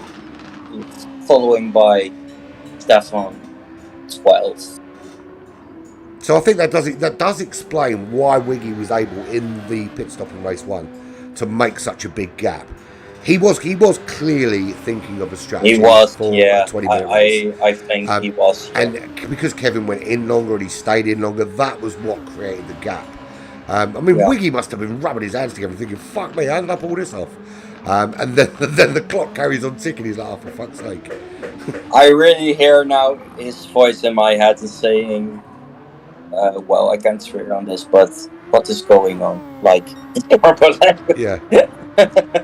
But you got to say, I mean, look, we know Kevin's an alien and he can put in lap times that no one could dream of doing. But Wiggy's faster than him over 1 lap. He's making a attack with Thanos right now. Yeah, he's in 9th place. He's 20. He's already got past Old Man. So he's past Old Man. He's ahead of Old Man J, but only just ahead of Old Man J. Old Man J really starting to put the screws in. Now this is where he needs to keep his head. He just drive your race, Jay. Don't start thinking about closing that gap. Just think about doing the right things. Put the car in the right slipstream. He's at the right moment at the slipstream because now there's a long straight. Yeah, it's a Blanchimont coming up, so he's really good opportunity here if he can close up in this final sector. Don't know if he's going to be close enough when it comes to the bus stop chicane, but the gap is now nearly half a second. So into the bus stop, close. Thanos just ahead. Old Man J is a little bit wide coming out and a little bit of a wobble, but still an opportunity. If he can close this up now, needs a really good turn 1. Needs to get on the power nice and early. Tuck in underneath that wing of Thanos, through Eau Rouge, through Radion, up into the Kemmel Straight. And that's where he needs to be closer. But the gap already opened out, 1.7 seconds. The exit of Jay wasn't what you wanted. No, he's not getting the launch out of the corners. Meanwhile, Avalon is really closing in on Timoris. He's already now 1.3, 1.3 now. Yeah, so 1.0, and that's closing as well. And as they go into Blanchimont now, he'll get a little bit of slipstream here. He won't get a lot, but it will get him up the road a little bit closer. But it was opening up, but it's closing in again as he hammers that overtake button. He's in 5th, 1.2 seconds back. Now Timoris has still got a lot of overtake to take for the last sort of 4 minutes of this race. So what we're looking at, probably 2 more laps. We're lap 12 now. So Avalon Shadow has closed that gap. He's going to be able to make a move. Well, he might be able to make a move on the Is his access slipstream. good enough? Is his access good enough? Yes, he is in the slipstream. He's going to be close enough. The problem is that Timoris has got the overtake button he can use in a defensive way. It's an offensive tool to help you make the overtake, but it's also a defensive tool. In this sort of scenario where you're giving up lots of slipstream, if you hammer that button now, it takes longer to close the gap. And you can see they got to the top of the Kemmel Straight, and he didn't make that much inroads into Timoris. So Timoris used that overtake button to very good effect there. In fact, sometimes it can benefit you more as a defensive tool than an attacking tool. Look at fuel-wise. He's got Timoris. He's got loads on board. Don't get me wrong. I think Avalon's got plenty to make it to the end of this race. Yeah. Cool Runnings. He is 18 seconds back. Right into the wall. We'll go back there in a second. So let's go through the order. So Kevin 77 in the lead, 5.4 seconds clear of Wiggy, who is currently running very, very comfortably in 2nd place. And no longer the fastest man on the track. That is now Kevin with a 51.227. And bearing in mind that Wiggy's was a 51.239. He hasn't beaten it by much. Sturpan again in 3rd place, being the best of the rest. 21 seconds behind Wiggy, 5 seconds clear of Timoris. Oh, Cool Runnings into the gravel now. Stormfly is coming in right now on P7. He's round the outside. He makes that move, and he makes it stick as well. Really, really good move from Stormfly. He's had to kind of rescue this race. And he's in a different position than Avalon was. Avalon in race number 1 knew he had 2 more races to improve his fare, and he could drop those points. Stormfly didn't have that buffer. Stormfly's bad race was the race he didn't even turn up to. So he had to perform in both races. But 21 seconds behind Avalon, he's not going to catch him. We're on lap 13. This will be the last lap of the race for these guys. Where's Kevin? Is he going to make it to lap 15? I think he might. He's just coming into the last sector. I think he might get an extra lap. Yes, definitely. Wiggy 6 seconds back. He might also make that. But nobody past Sturpan is making it beyond this. The only battle right now, the last lap now, is Cool Runnings and Stormfly, but... Well, I think if it's 25 minutes, I don't think even Sturpan is going to make it to the end of this lap. So just 1 and 2 are going to go on one more. So this is the last lap of the race for pretty much everyone on the racetrack. Kevin in the lead, 7 seconds clear of Wiggy. He crosses the line to start lap 14. Wiggy will also do that with a few seconds to spare. Will cross the line for lap 14. Sturpan will come home, bring the car home now in 3rd place. Another good podium for Sturpan. And I love that camel livery, actually. It brings back memories of a time when you were you were still wasn't born, right? No, you were born, but you were very, very was. young. Timoris, he comes home in 4th place. Avalon rescues his race a little bit. 3 seconds back there. Comes the line. Stormfly up into 6th. That is a good rescue from last place, to be fair, for Stormfly, as he comes home in 6th place. Well, he will come home in 6th place eventually. Into Cool Runnings had a hit or something, because he has damage, and the gap already between Stormfly and Cool Runnings is only 6 seconds. So clearly he's pushed a little bit too hard. Something happened. Yeah, and caught a wall or something on the way through. Yellow Sausage is 8th place. I'm just sure he qualified in 5th, so I was expecting a little bit more there. But drops down the order, comes home in 8th. Thanos didn't get his chance to have a little ding-dong with Cool Runnings. Wasn't quick enough for it this time. And 14 seconds back from Yellow Sausages to finish in 9th. Gridge Troopers, just 3 seconds back from Thanos. Good race from Gridge Troopers in terms of pace. And a 54.6 being his fastest lap. That's pretty damn quick, actually, for back marker pace. And old man Jay, there he is coming home in 11th place. So, into the bus stop chicane for the last time. There is Kevin 77. That is 2 wins out of 2 for him in the Williams livery.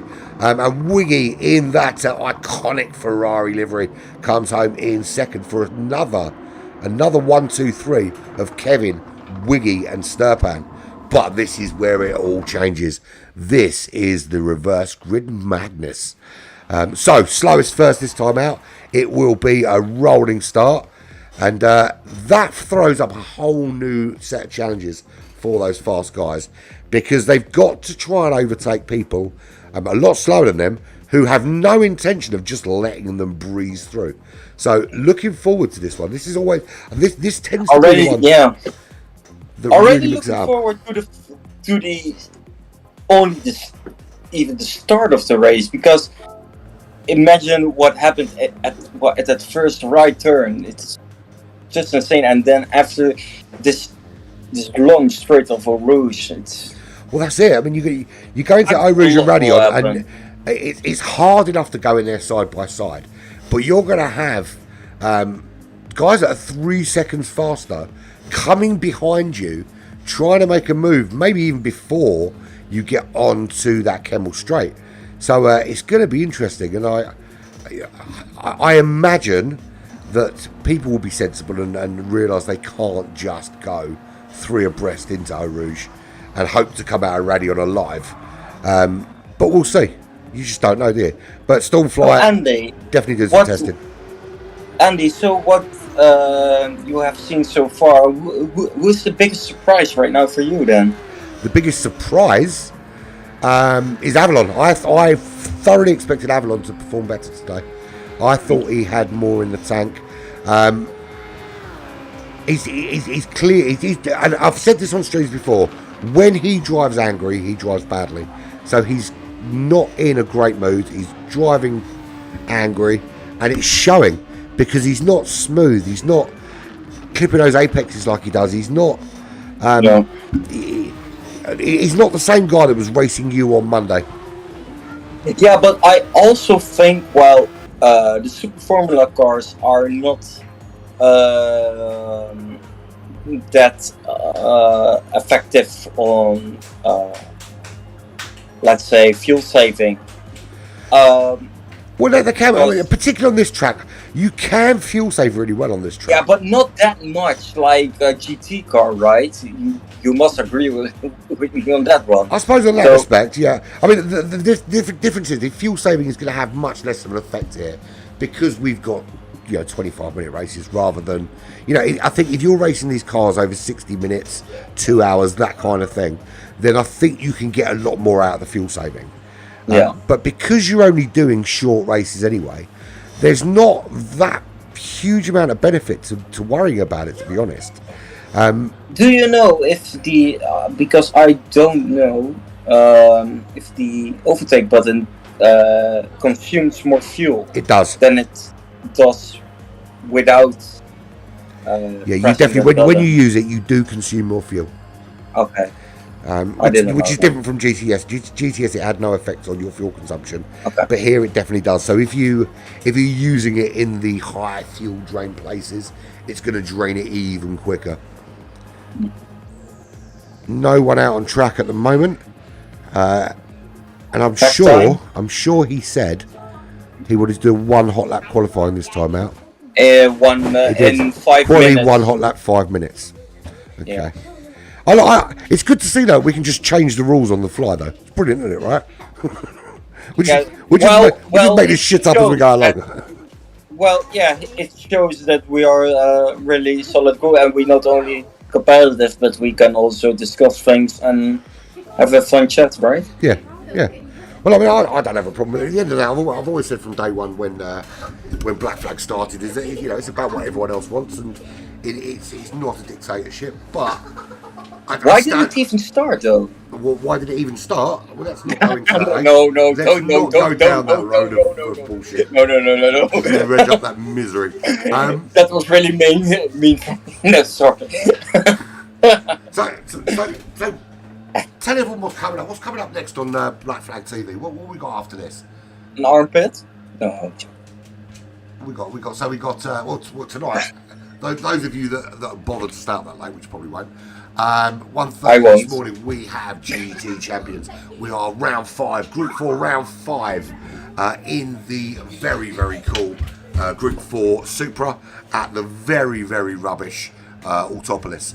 It'll be live here on Black Flag TV, live on GT Champions channel, and all usual racing retailers. You'll be able to watch that.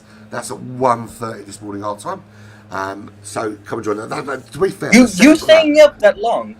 Yeah, I'll probably have a couple of hours skip before it.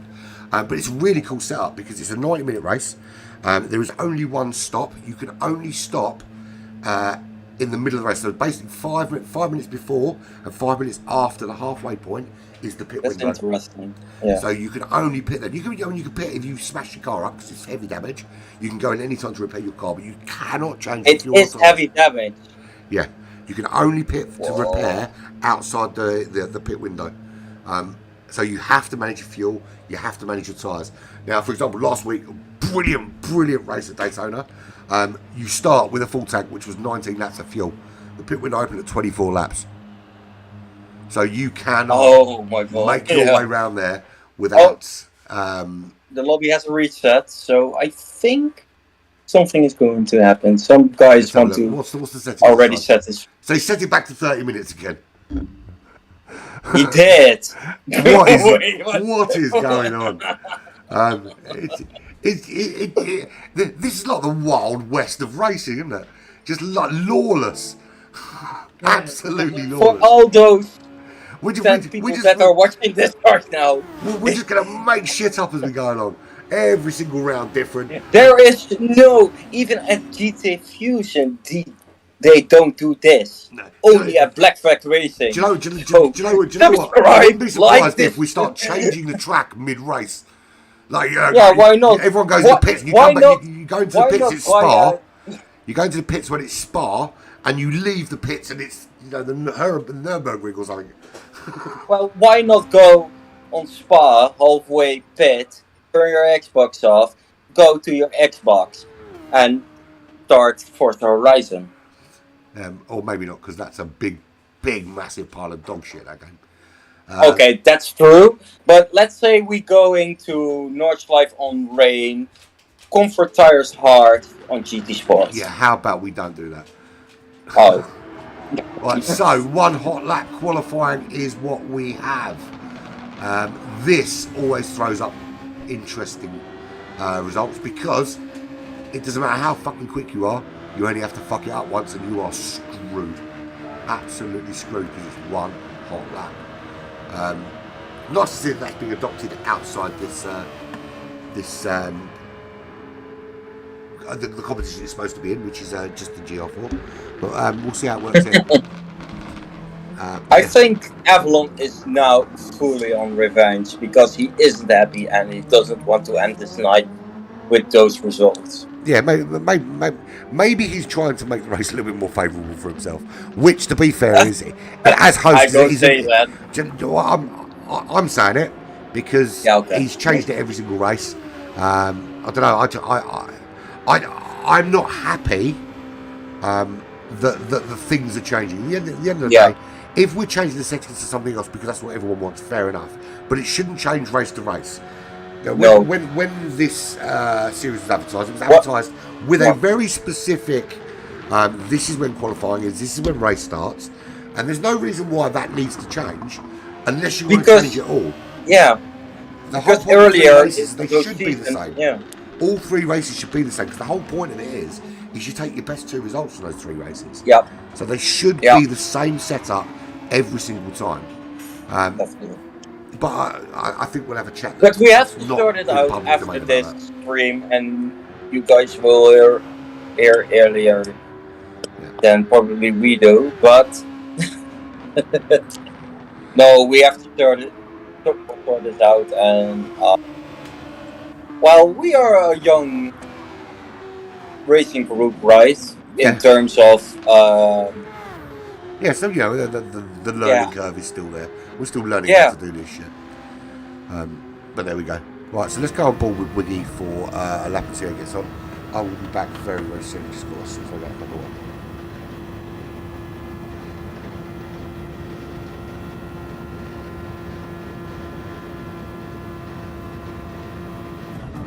So guys, I think I am still on hearing well on the stream, or from my rubbish English, but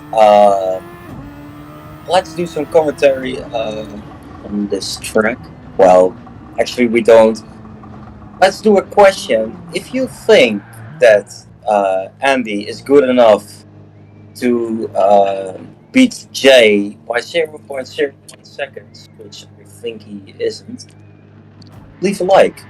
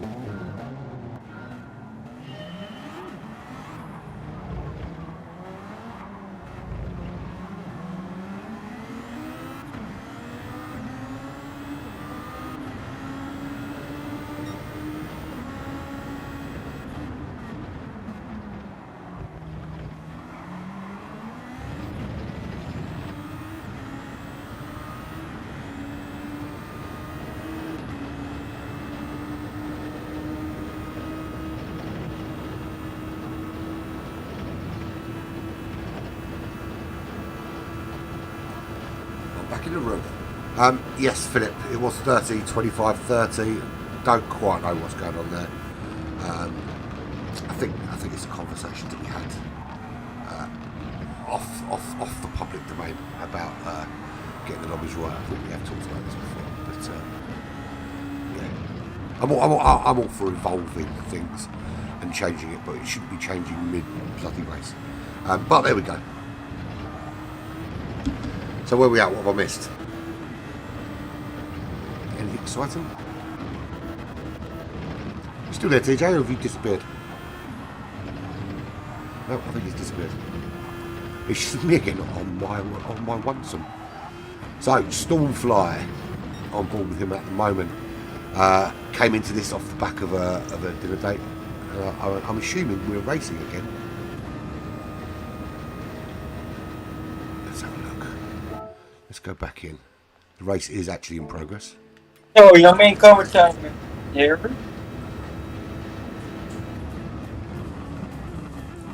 What cheeky joke? No, nothing. No, that was There we go. Right, so here we are back and we are racing. Look at that 6, 7, 8. I will get there. Stormfly currently 2.4 seconds of lead. Avalon in second. Where did these guys start on the grid would be interesting, because if it's reverse grid from rolling start, they can't have made their way through the order already. Has there been some sandbagging going on? What have we got at the back? So Wiggy at the back of the pack. We know he's quick round here. Kevin in 10th place. Timoros 9th. He's 3/10 behind Old Man Jay. Now, we know Old Man Jay would have started near the front based on qualifying time. Sturpan in 7th place. Just making a move there on Yellow Sausages. He does. He makes that move on Yellow Sausages up at the top of the Kevin straight. Into 6th place. Cool Runnings currently in 5th. He's got Sturpan and Yellow Sausages bearing down on the back of him. Jay and Thermosius are both going into the gravel. Did they ever come in together? And was anyone at fault there as they... so Jay back on the track, Timoros not finding quite so easy to get back out. But Kevin, the lead of the race is taking an overtake right now, I guess. Well, he's up to 8th place. So Stormfly the lead. He's 3.2 seconds clear of Avalon, who is currently sitting in 2nd place. 2.8 seconds. That's a big gap already. It is. It is a big gap already. Over Grizz Troopers. So Grizz Troopers running well in 3rd at the moment. How long before he gets swallowed up by the chasing pack? Kevin just overtakes Cool Runnings. Thanos up into 4th. Sturpan into 5th already. So he's he also. I'm sure it's a she. Let's say they until we know. He can make. Philip, do you know what? People can make jokes about driving. Damn, because that is a little bit of 21st Philip, century. I haven't got a problem with people making jokes about my driving, because I've never claimed to be one of the fastest drivers. I make jokes about my driving all the time. It is fucking awful. I do it about your driving, so yeah. I think Wiggy is going also to make a move on Cool Runnings. So he will make in 1 lap already 2. Oh, he definitely will. He's tucked under that back wrap rear wing.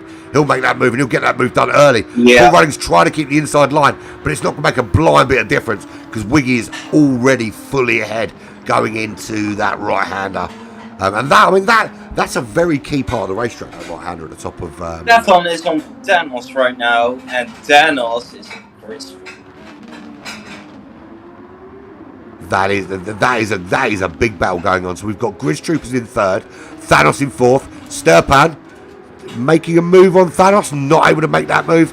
Yellow Sausages just behind, and behind Yellow Sausages is Kevin 77. Stefan makes a big wide. Does hold on to it though, does hold on to it, but a lot of pressure on all of them there. Now, how long can Grizz Troopers hold out? Currently 1.1 clear.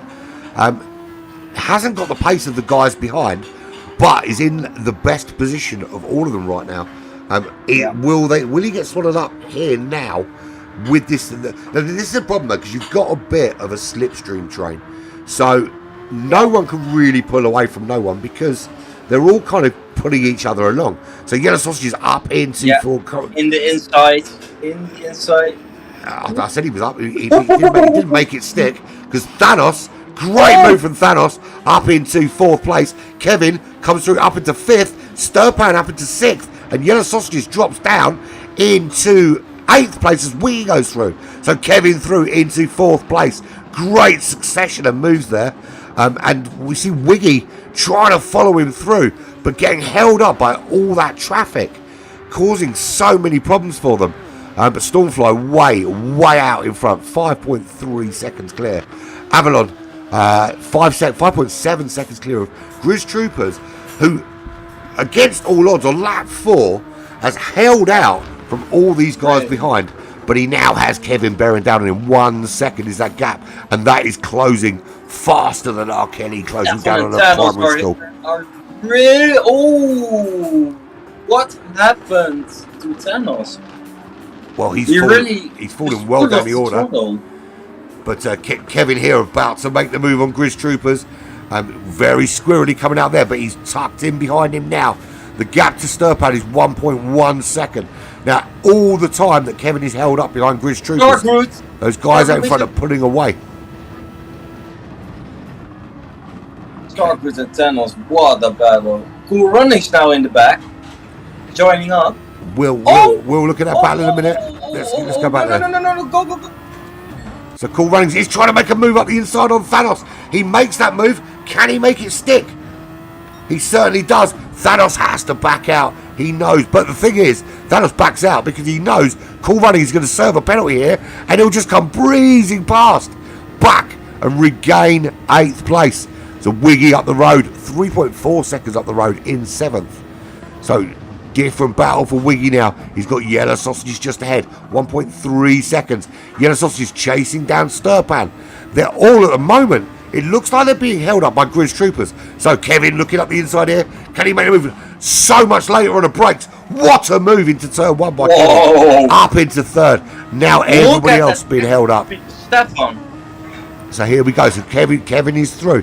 Grizz Troopers now back into 4th place. Yellow Sausages and Wiggy side by side through Radion and Sturpan and yeah. I was thinking what? Yeah, Sturpan and Grizz Troopers are side by side.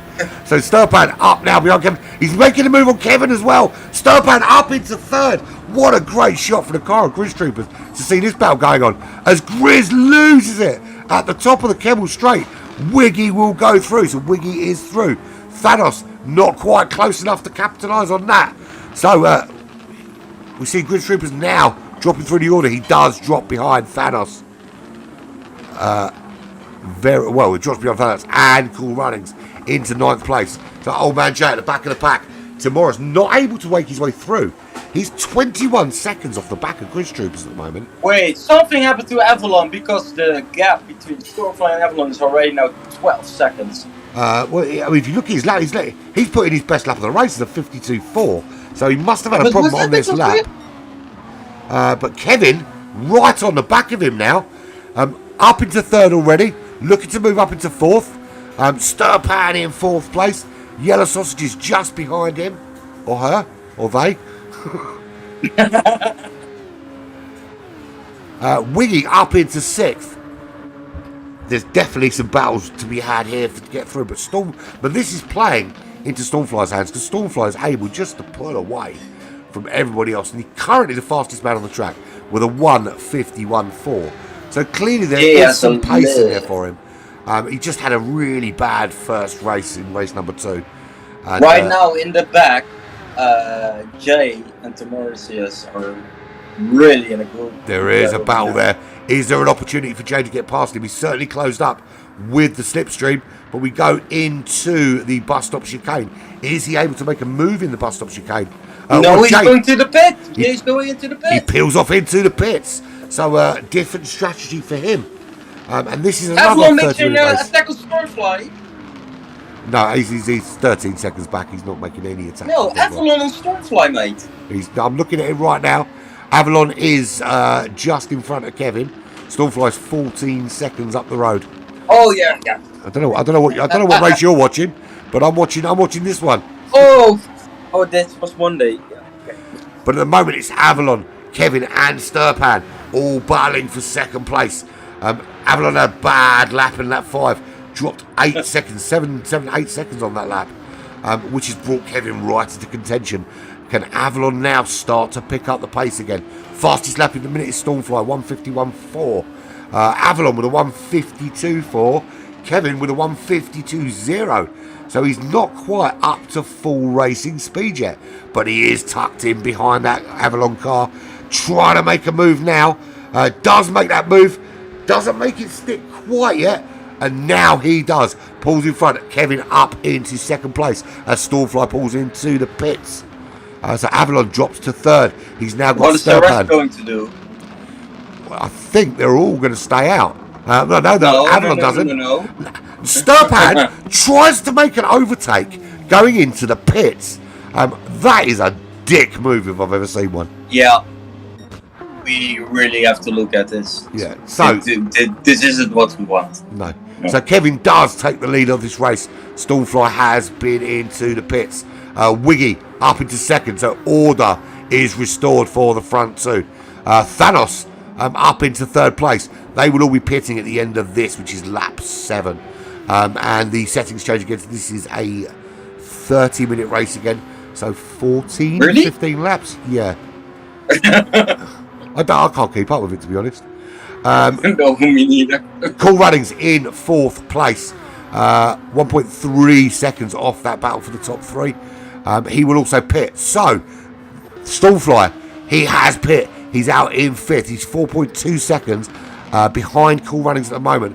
How much of that gap can he close? He's got 19 or 20 odd seconds behind Kevin at the moment. Kevin obviously still needs to pit. He is 11 seconds clear of Avalon, who was running in 2nd very briefly in this race anyway. Sturpan also been in the pits. The attempted overtake into the pit lane didn't work out, and he comes out behind Avalon. We're 12 minutes in, 18 minutes or 17 minutes left of this race. Lap 7 here at Spa in the Super Formula Series. Sturpan in 7th place. Yellow Sausages has also pit. He's running in 8th place, 9.8 seconds for the back. 3rd place now. Thanos and Cool Runnings are going to... Oh! That was close. So Cool Runnings is trying to make a move on Thanos. Big spin! Huge spin from Thanos. Hits the wall hard. That puts him way down the order. Oh, engine damage for Thanos also. Big damage. Luckily, it's light damage. And luckily, it's very near the bus stop chicane. So he can limp into the pits. But that gap, the Avalon Shadow gap, is coming down. And as Thanos pulls into the pits, that's a big hit from him. So Wiggy in, Kevin in, Thanos in, Cool Runnings in. Stallfly off up into the lead. Avalon Shadow will come and take 2nd place with Sturpan. Well, no, he won't, because Kevin... Where is he? Kevin goes through. So Kevin through into 2nd. Wiggy is 3rd. Sturpan is 4th. So he's got around Avalon Shadow and taken 4th place. Avalon into 5th place. He's in the slipstream. Will be an opportunity if he can close this up through Eau Rouge. Just close that gap on Sturpan and use that slipstream to make a move into this turn, this big right-hander at the top. And it's a big right-hander because it can make or break your lap. But he doesn't get close enough to make the overtake and has to settle for 5th place on lap 8. Cool Runnings in 6th place with Yellow Sausages breathing down on the back of him. And we know Yellow Sausages has got some pace in that boy. Can he make this pace count and get past Cool Runnings? He's certainly tucking in behind, ready to make a move when he gets to Blanchimont. Thanos, after that massive smash, hit the wall so hard. To be fair, if this was a real racing car... Avalon's going to make a move. Avalon's going to make a move. He's now going into the straight. Almost. After this one. Don't think he's close enough to make a move here. Yeah, but after this straight. Possibly. Is he tucked in enough? For me, I don't think he is. 7/10 back. I don't think he's going to get enough slipstream for that to count come the bus stop chicane. But we look at... Is fuel saving or not? Well, he hasn't put a lot on board when he went in the pits. Cool Runnings... Did Cool Runnings forget to put fuel on board? Because he's got brand new tyres and he's got no fuel. So yeah, he definitely did. He's under-fueled. He's clicked the button by accident, surely. So he's going to have to pit again. Stormfly has loads of fuel. He's got so much fuel, he can drink the stuff while he's driving around. Kevin got half a tank. It's going to be a bit of an ask to make that to the end with that. Unless he's on a very odd two-stop strategy. Wiggy, a similar amount of fuel. 16 minutes into this race. They've still got 16 minutes to go. So the question is, do these guys know that Avalon's just been messing around with the settings? Or are they aware? I think that's the big question we need to ask after the race. Is, do the guys on the racetrack know what the settings are? And are they if they are not... Well, no, it's all on 8 and 9 place. There is a battle going on between those three guys. Yeah, Morris makes that move. It makes it very. It's under slipstream. Very easy move to make, to be fair. So Wiggy currently in 3rd. Kevin in 2nd. Stormfly out in the lead, 3.4 seconds clear. He's definitely definitely won't need to stop again. He has got plenty of fuel on board. Sturpan into 4th place. He's 1.4 seconds clear of Avalon. I think both of these are going to run to the end as well. We've got 15 minutes left. I'm sure they can make this fuel last. Cool Runnings currently in 6th place. He inexplicably forgot to fuel his car correctly at the last pit stop. Will have to come in now, and that's going to cost him dearly because Yellow Sausages is 1.8 seconds or 1.9 seconds behind. He will go through. Morris also, I think, might. He's 19 seconds back. Not enough. Also, Thanos. Grizz Troopers touch and go. He's a further 9 seconds back. 56 seconds off the lead with Old Man J. 37. We say 37 seconds back, but that big spin at the top of the Kemmel Straight is going to make that gap a lot bigger. So Cool Runnings does go in for his next stop, and still not in his pit bay yet. And Morris is coming. Back with our leader, Stormfly. 3 seconds. Fastest lap so far is him with a 51.4. Last lap was a 54.0. Kevin did a 52.9. So he is starting to chew away at that gap. Yeah. He's on the medium tyres. They're both on medium tyres.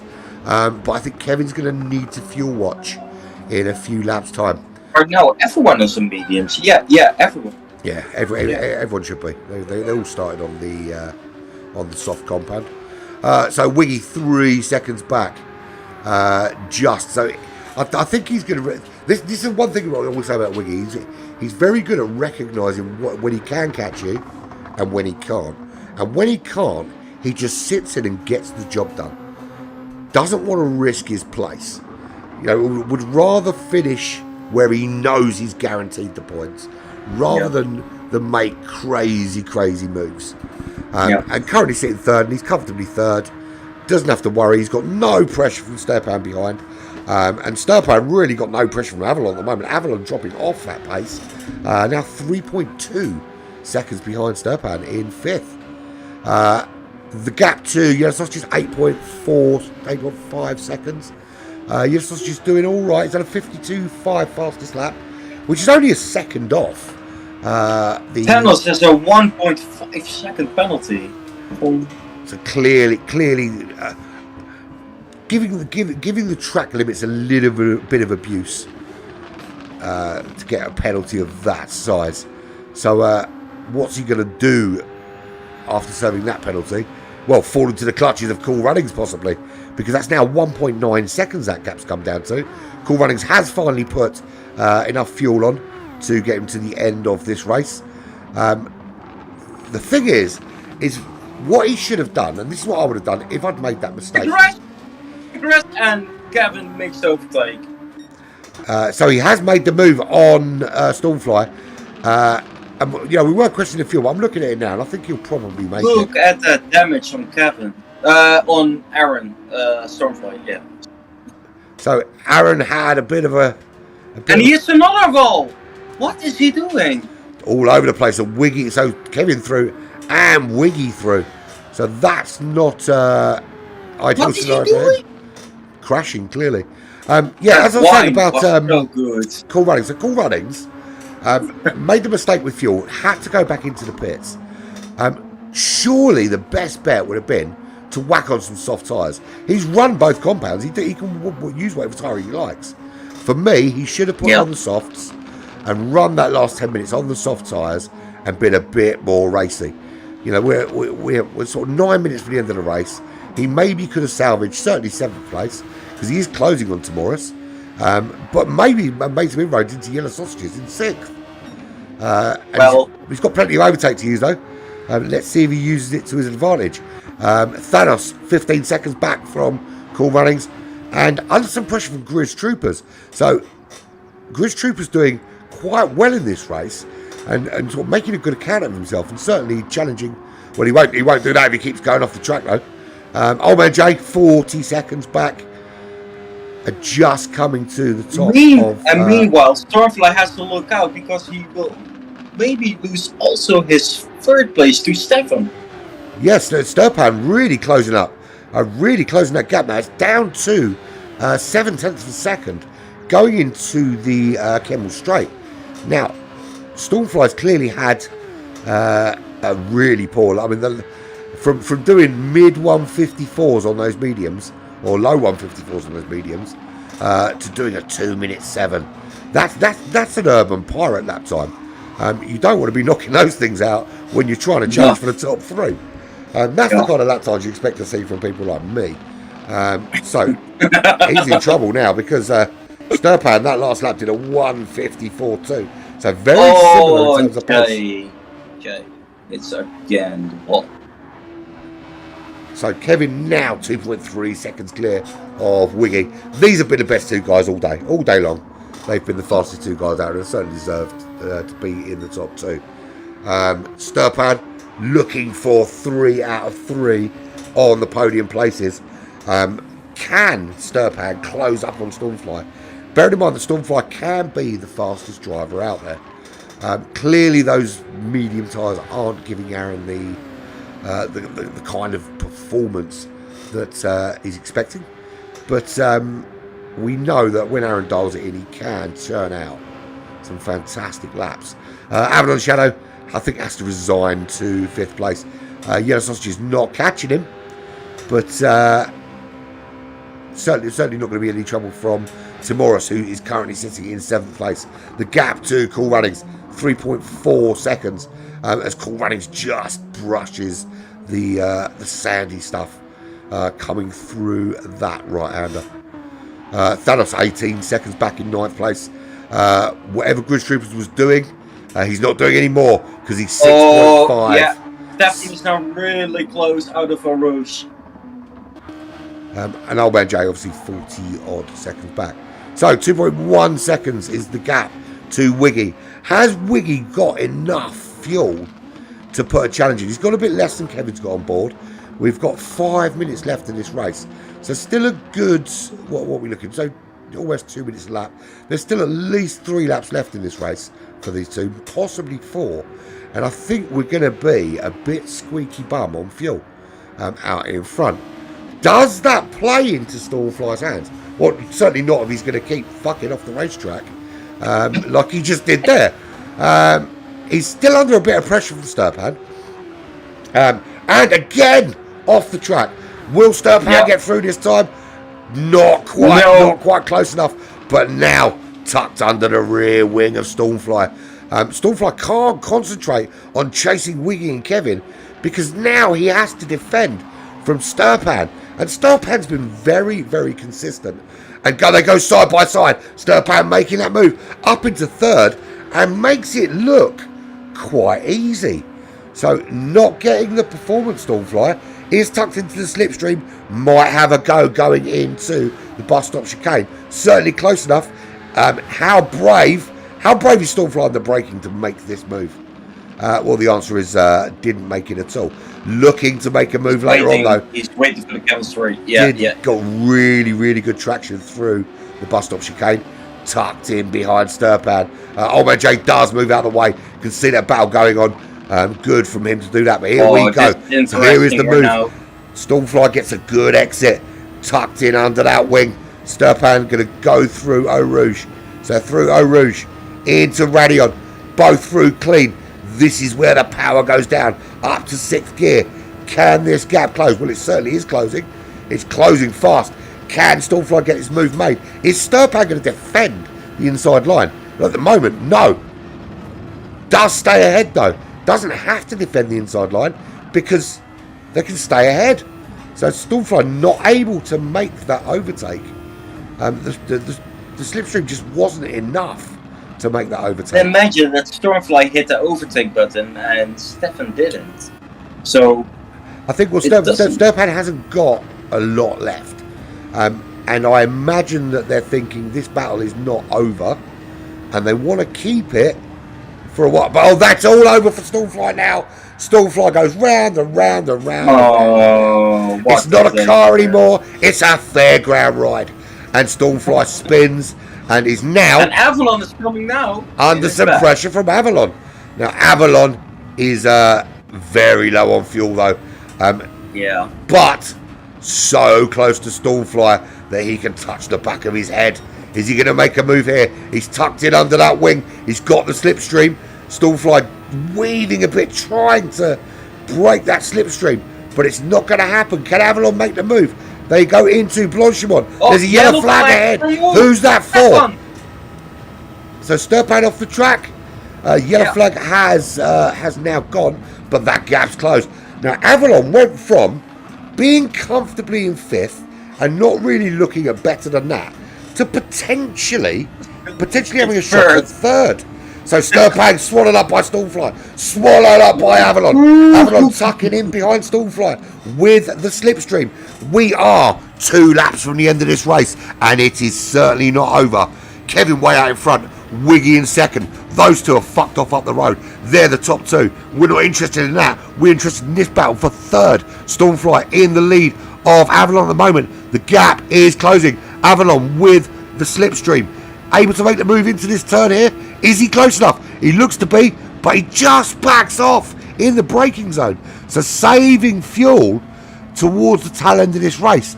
And this is what we talked about earlier, is running your car with the minimum amount of fuel all the time. They have to do an extra lap because it's already... Well, yeah, they do. But Avalon hasn't got... If you look at Stormfly, he's got extra fuel on board. Prepared for this kind of battle. Avalon hasn't. Avalon is already thinking, how am I going to get this car to the end of this race? Stormfly can just... already getting close back. Yeah, Stepan already closing up. And Stepan's in a very similar position, a little bit more fuel, but a similar position to Avalon in that the fuel is going to play a factor in whether they can make a move towards the end of this race. I mean, Kevin's going to have to do another lap. Definitely. So he's going to have to watch his fuel, but he's 5.3 clear. We look at Wiggy just going into the bus stop, 18 seconds clear of Stormfly. Also going to have to watch his fuel. He knows he can't catch Kevin, but at the moment Stormfly can't catch him. He's too far back. But the problem is Avalon can't really make a charge on Stormfly, and Sturpan can't. Well, he ain't going to make a charge on anyone because he was facing the wrong way. Off the track, and Yellow Sausages up into 5th. So Sturpan having an absolute nightmare 3rd race. The desperate push to try and get into the top 3 again has turned into a nightmare and down into 7th place. This is where we talked about keep your cool. Exactly, keep your cool. But here we go. So Avalon on his last lap. Stormfly on his last lap, but Avalon has not got the fuel to put that challenge on for 3rd place. Just not got enough on board. Now, he doesn't know that Stormfly's got more on board, certainly, but he knows he hasn't. Overtake button has been used. There is nothing left in that tank. Stormfly's got nothing left in his, but Avalon just not close enough to make a move here. So anyone going to finish on this lap?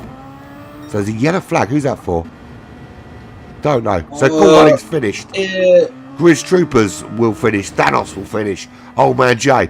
So everybody from Timorous upwards on the final lap. And here comes Kevin into Blanchimont. 10.6 seconds clear now. Wiggy very low on fuel. The gap to Stormfly 11.2 seconds. I think he's far enough around the racetrack that even if he runs out at this stage, I think that Avalon will maybe have a problem because look at his fuel though. I think he's close enough just to make it, but it is really low. The problem isn't that he'll make it. He'll make it, but he's got nothing on board to make that challenge for 3rd, which he could have done with more fuel. But Kevin crossed the line. That's 3 wins from 3. Wiggy a big hit across the line. And that's 2 second place finishes for him from 3 from 3. Stormfly comes home in 3rd, just by virtue of having more fuel on board more than anything else, but couldn't stay out in the lead of this race. Avalon comes home in 4th. Much better performance from Avalon to come home in 4th there. Sturpan couldn't make it 3 from 3. Has to settle for 5th place. Yellow Sausages is very close actually towards the end there. Finishes in 6th. And here comes Timorous some way back. But does make it to the league lap, which is always a bonus. Will finish in 7th place. So, that was a bit good, wasn't it? Yeah. Apart from the fact we couldn't work out what the fuck was going on in terms of the lobbies. But certainly very, very good racing. It's been fun, mate, having you join me on this lonely adventure of mine. I might let you do it again. Yeah, sure, but when I get my racing wheel, I will... Start crashing into people again. Of course, because it's all about entertainment, right? Absolutely. So 3 wins and three for Kevin. Three second places from 3 for Wiggy. 2 third place for Sturpan. 3rd place for Stormfly. And as quickly as we start, we are all over. We are finished here at Spa. So we move on to next week. So next week, where are we? Next week we are... I have no idea. Absolutely no idea. Well, you made this, so... I'm going to have a look now. Oh, we're at Daytona Road. Oh, this is going to be... Daytona Road is going to be awesome. Awesome. The setup for these cars is going to be very, very different there. You will have to put your car up higher because of those... those brutal... Yeah, brutal curbs, especially into the bus stop and the and well, turn 1's not so bad, but it's that final section before you come back onto the road that can be brutal. Right, but so Black Flag E-Racing, what we got? So 1:30 in the morning, come and join me for GT Champions round 5. Tomorrow it is round 5, the midway point of the Lithuanian National GR3 Championships. That is some awesome racing. Can Wendigo maintain his lead at the top of the leaderboard? Can Dana D, the reigning champion, make his way into that top 3 finally and put a charge on? We're going to do a quick interview with some of the winners. In fact, that's what we're going to do. So give me a sec while I sort that out. I need to invite them to the page. Let's do that first. Almost forgot that one. Yeah, I almost forgot as well. Just got reminded. So if I go in now, need to edit the channel and invite people to it, don't I? Kevin? Talk amongst yourselves while I invite people to this chat. So we want to go, let's get Kevin in. Let's get him involved. And let's get Wiggy involved as well. Oh, no, because he's not called Wiggy or anything, he's called... Star Bruce. There we go. Let's get those 2 invited. Boom.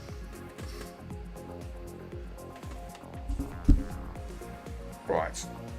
So, room done and dusted. Those 2 are invited. I'm on the wrong page here. Absolutely not working at the moment. Technology is letting me down right now. Technology is letting me down. At least your English was alright. Yeah, talk amongst yourselves while I sort out my admin.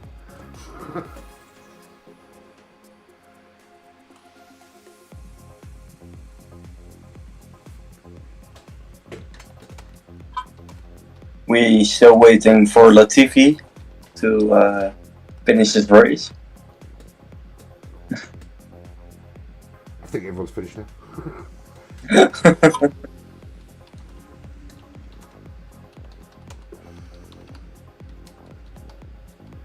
Right, just inviting the top 2 into the chat. We'll have a quick interview with them and see how they feel the race went. I'm sure they'll join us very soon. Yes, let's carry on talking about what we've got coming up anyway. So, yes, we've got the Lithuanian Championship tomorrow. That's at 8 o'clock. And then Monday we're back to GR4 Lottery, which my co-commentator came up with, which is going to be interesting because we're at, what are we at now, round 4? Yeah, we're at round 4. So yeah, I will stick up a list of 15 cars, 15 new cars, 15 that weren't on the list. There'll be 6 decent ones, there'll be 8 bags of shit. If you don't like your car, are you prepared to risk your current bag of shit for another one? You could get a good car, you might not. But those that decide to chuck their car away will be able to spin the wheel based on the reverse order in the championship. So the further back you are on the leaderboard, the higher up the list you go for spinning the wheel. It's quite simple. So, someone could win all the good cars. You've already thrown your car away, and you know you're going to get the Suzuki Swift. Well, if Kevin is going for the Suzuki Swift, he probably win all three. Tuesday we've got nothing going on. Wednesday will be GR3. GR3, but only for a couple of weeks because we have a massive team versus team coming up with Virtual Racers Club, which I'm really looking forward to. Actually, I think it's going to be a brilliant little thing, and more details will be available shortly. Once we've got a couple of little details to hash out, and once we've got them hashed out, we will post them for all to see. But that's going to be a 4-week team versus team event, and then obviously we'll get back to GR3 after that, and then nothing again until we do this again next week. We are at Daytona Road. So isn't there tomorrow the handicap race? Tomorrow, yes. It's not on Black Flag TV. But if you want to get involved with racing with us, we do it's really cool. And I'm gutted I'm missing out actually while I do this Lithuanian thing. But it's a handicap race. So if you are an A plus or an A driver, you get the Alpha 155 and you only get hard tyres. If you are a B rated driver, also in the Alpha 155, you get the medium tyres. If you are C rated or lower, you get to do the same thing, but in the with soft tyres on only. Is the Max Verstappen and the Leclerc coming? Or I'm having a technical issue. Let me sort that out while you entertain everybody. Well, channel. Apparently there's an issue with the permissions. They can't find it. Well, it was the winner's ID though, so they've been added to it. What is the issue then? He can't join?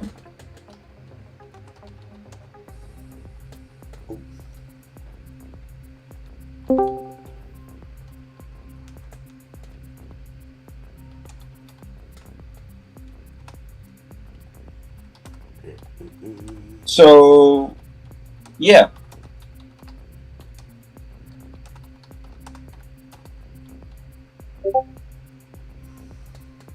This is so professional.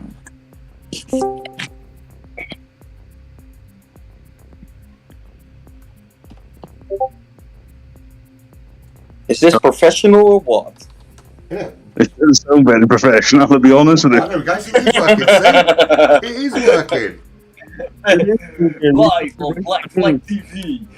How you doing? You're live and direct. Live and direct. So, this is Wiggy, who very good performance, second 3 times in this race. So, how did you feel when Stormfly got involved? Did you think that you weren't going to get another second place? Yeah, I thought third was probably the best they could do when I came out of the pits. But then he started to make a few little mistakes, and then I knew I had him basically. But yeah, it was enjoyable. It was good trying to chase him down in the second half of the last race. So the big talking point, it's been a massive talking point throughout the stream, is the race settings. So race number 1, now the settings should have been 20 minutes. Now for us, we thought that your strategy was based on a 20-minute race. Did you expect it to be 20 minutes, or was your strategy just off, do you think? No, I basically messed up on the first race. I thought it was a 60-minute race. I just thought I was going to do about 3 stints on softs, then realised last minute I'd made a mistake in the pits, and I had to go in again, so I just went for it then on the second stint on the softs to try and make enough of a buffer to get at least second back. And yeah, I mean, to be fair, you were the fastest driver out there, and certainly race 1 and 2, you had the fastest lap. But yeah, what are you guys are driving in it? What are your feelings about the settings being different every race and not being as advertised? It can be a bit of a pain, but it also throws in a bit of jeopardy. But it depends on the people and who's driving at the time. Yeah, well, we talked about it. I think we're the kind. But was it clear for everyone then, Wiggy, or what? What made it that? I think people struggled and made a few little notes during the race. That was it a 20-minute race? Was it a 30-minute race? Because I think The second one was a 25-minute race. Yeah. Yeah. Unless you make a note of the time as you start the race, you can be 15 minutes into it and then think, oh, have I gone further on fuel than you think you have? Yeah, definitely. And the little change in qualifying to the last of the 3 races, that kind of threw a bit of a spanner in the works, didn't it? Well, as in the fastest last. Well, no, because it was a one shot.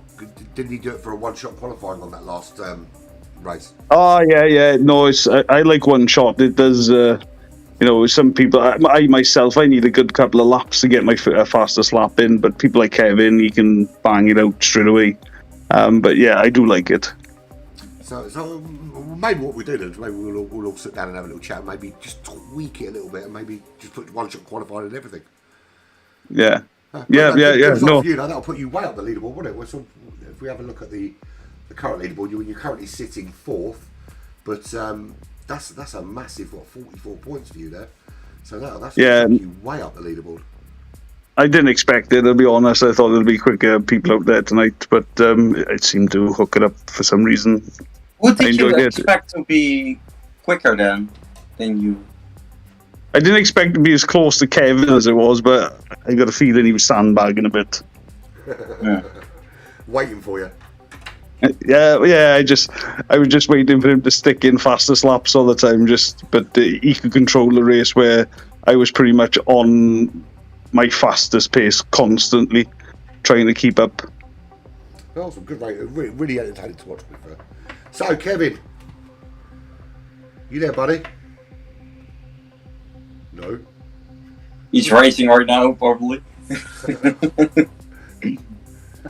You were the one that wanted the interview. You're not even being interviewed. He was. Have you got performance anxiety? Kevin. Hello. Well, So he's in the thingy, but he's not talking to us. welcome to Black Flag Racing. We'll give him a couple of minutes, but basically, I find it quite annoying that the race, particularly from a streaming point of view, when we say this is what the race is and then it's something different, it kind of throws everything out the window, because we're talking about strategy, we're talking about tyres, we're talking about the race, and then we genuinely thought you'd pulled off a masterstroke of strategy and got it bang on right, and everybody else had fucked it up. And then of course the race carried on beyond the 20 minutes, which is like, what the hell's going on? Yeah. To be honest, I think if the start times and the race length are the same amount of time and start the same time every week, guys, it should stick to it. We hear Kevin right now. We do hear him now. Kevin, how you doing, mate? Okay, I'm doing well. It was pretty exciting to be racing again with the guys. How did you find it? Were you on the raggedy edge, or were you sandbagging a little bit?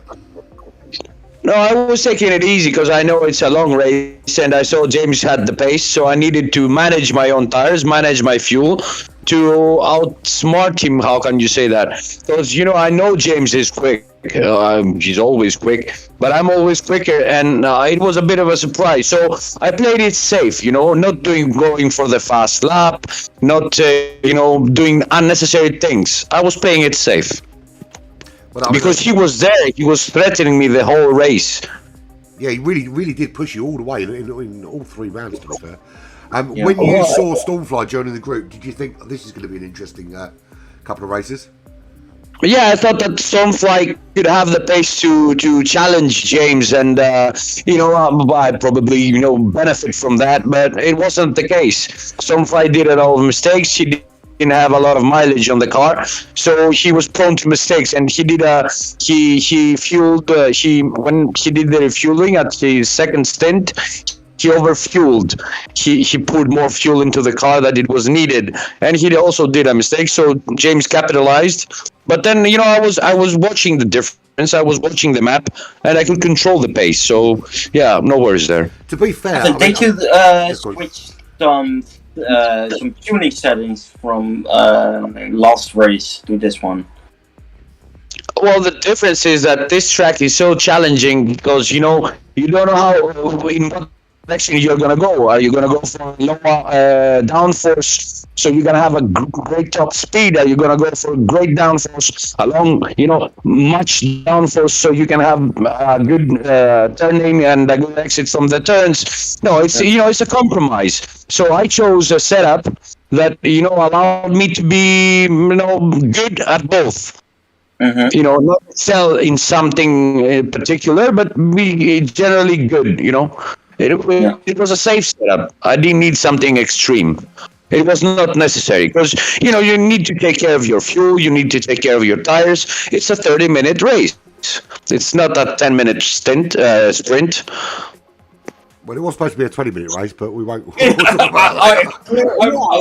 Yeah, it's all right. But we need to be. We need to adapt. You never know what will happen in a race. You need to be flexible. So if something happens, you need to react. So yeah, it was good. It was good. I don't have anything against that. Changing the last minute the rules, but I don't mind. No. As I said, I've got a problem. If we change up the competition halfway through, I've got a problem with that at all.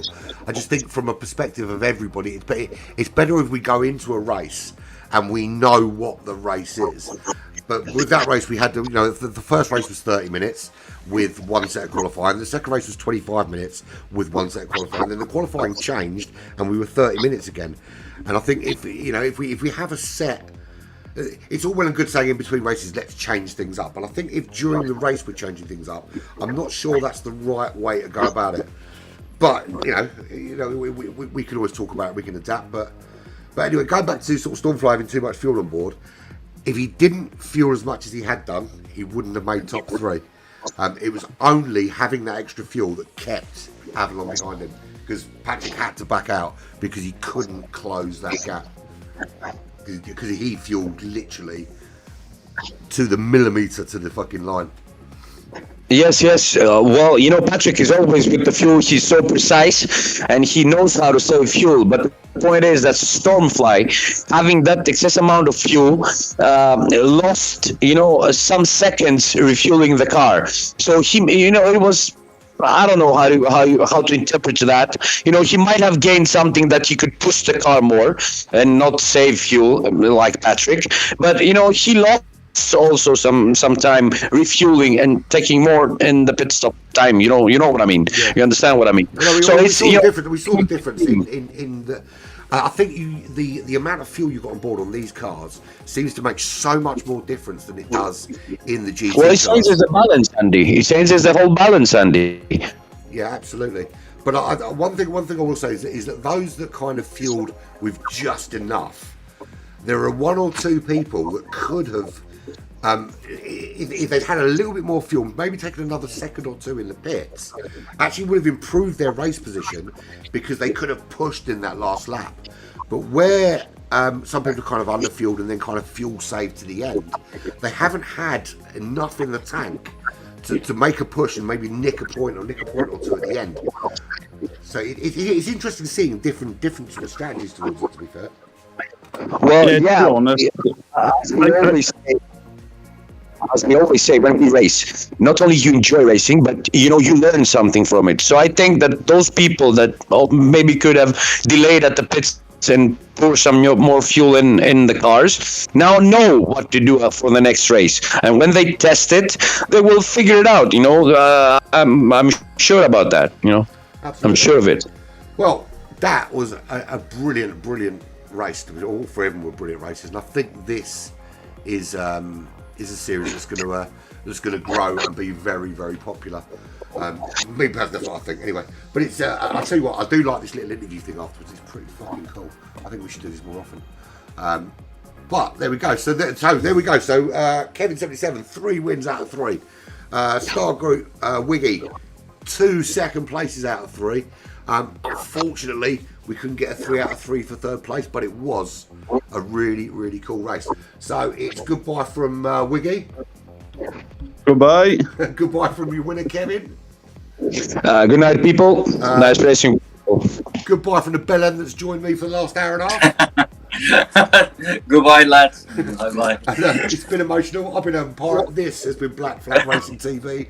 And that was Super Formula Saturday. And I'll say goodbye to the princess. Yeah. Goodbye, Good night, everyone. I will see you, motherfucker.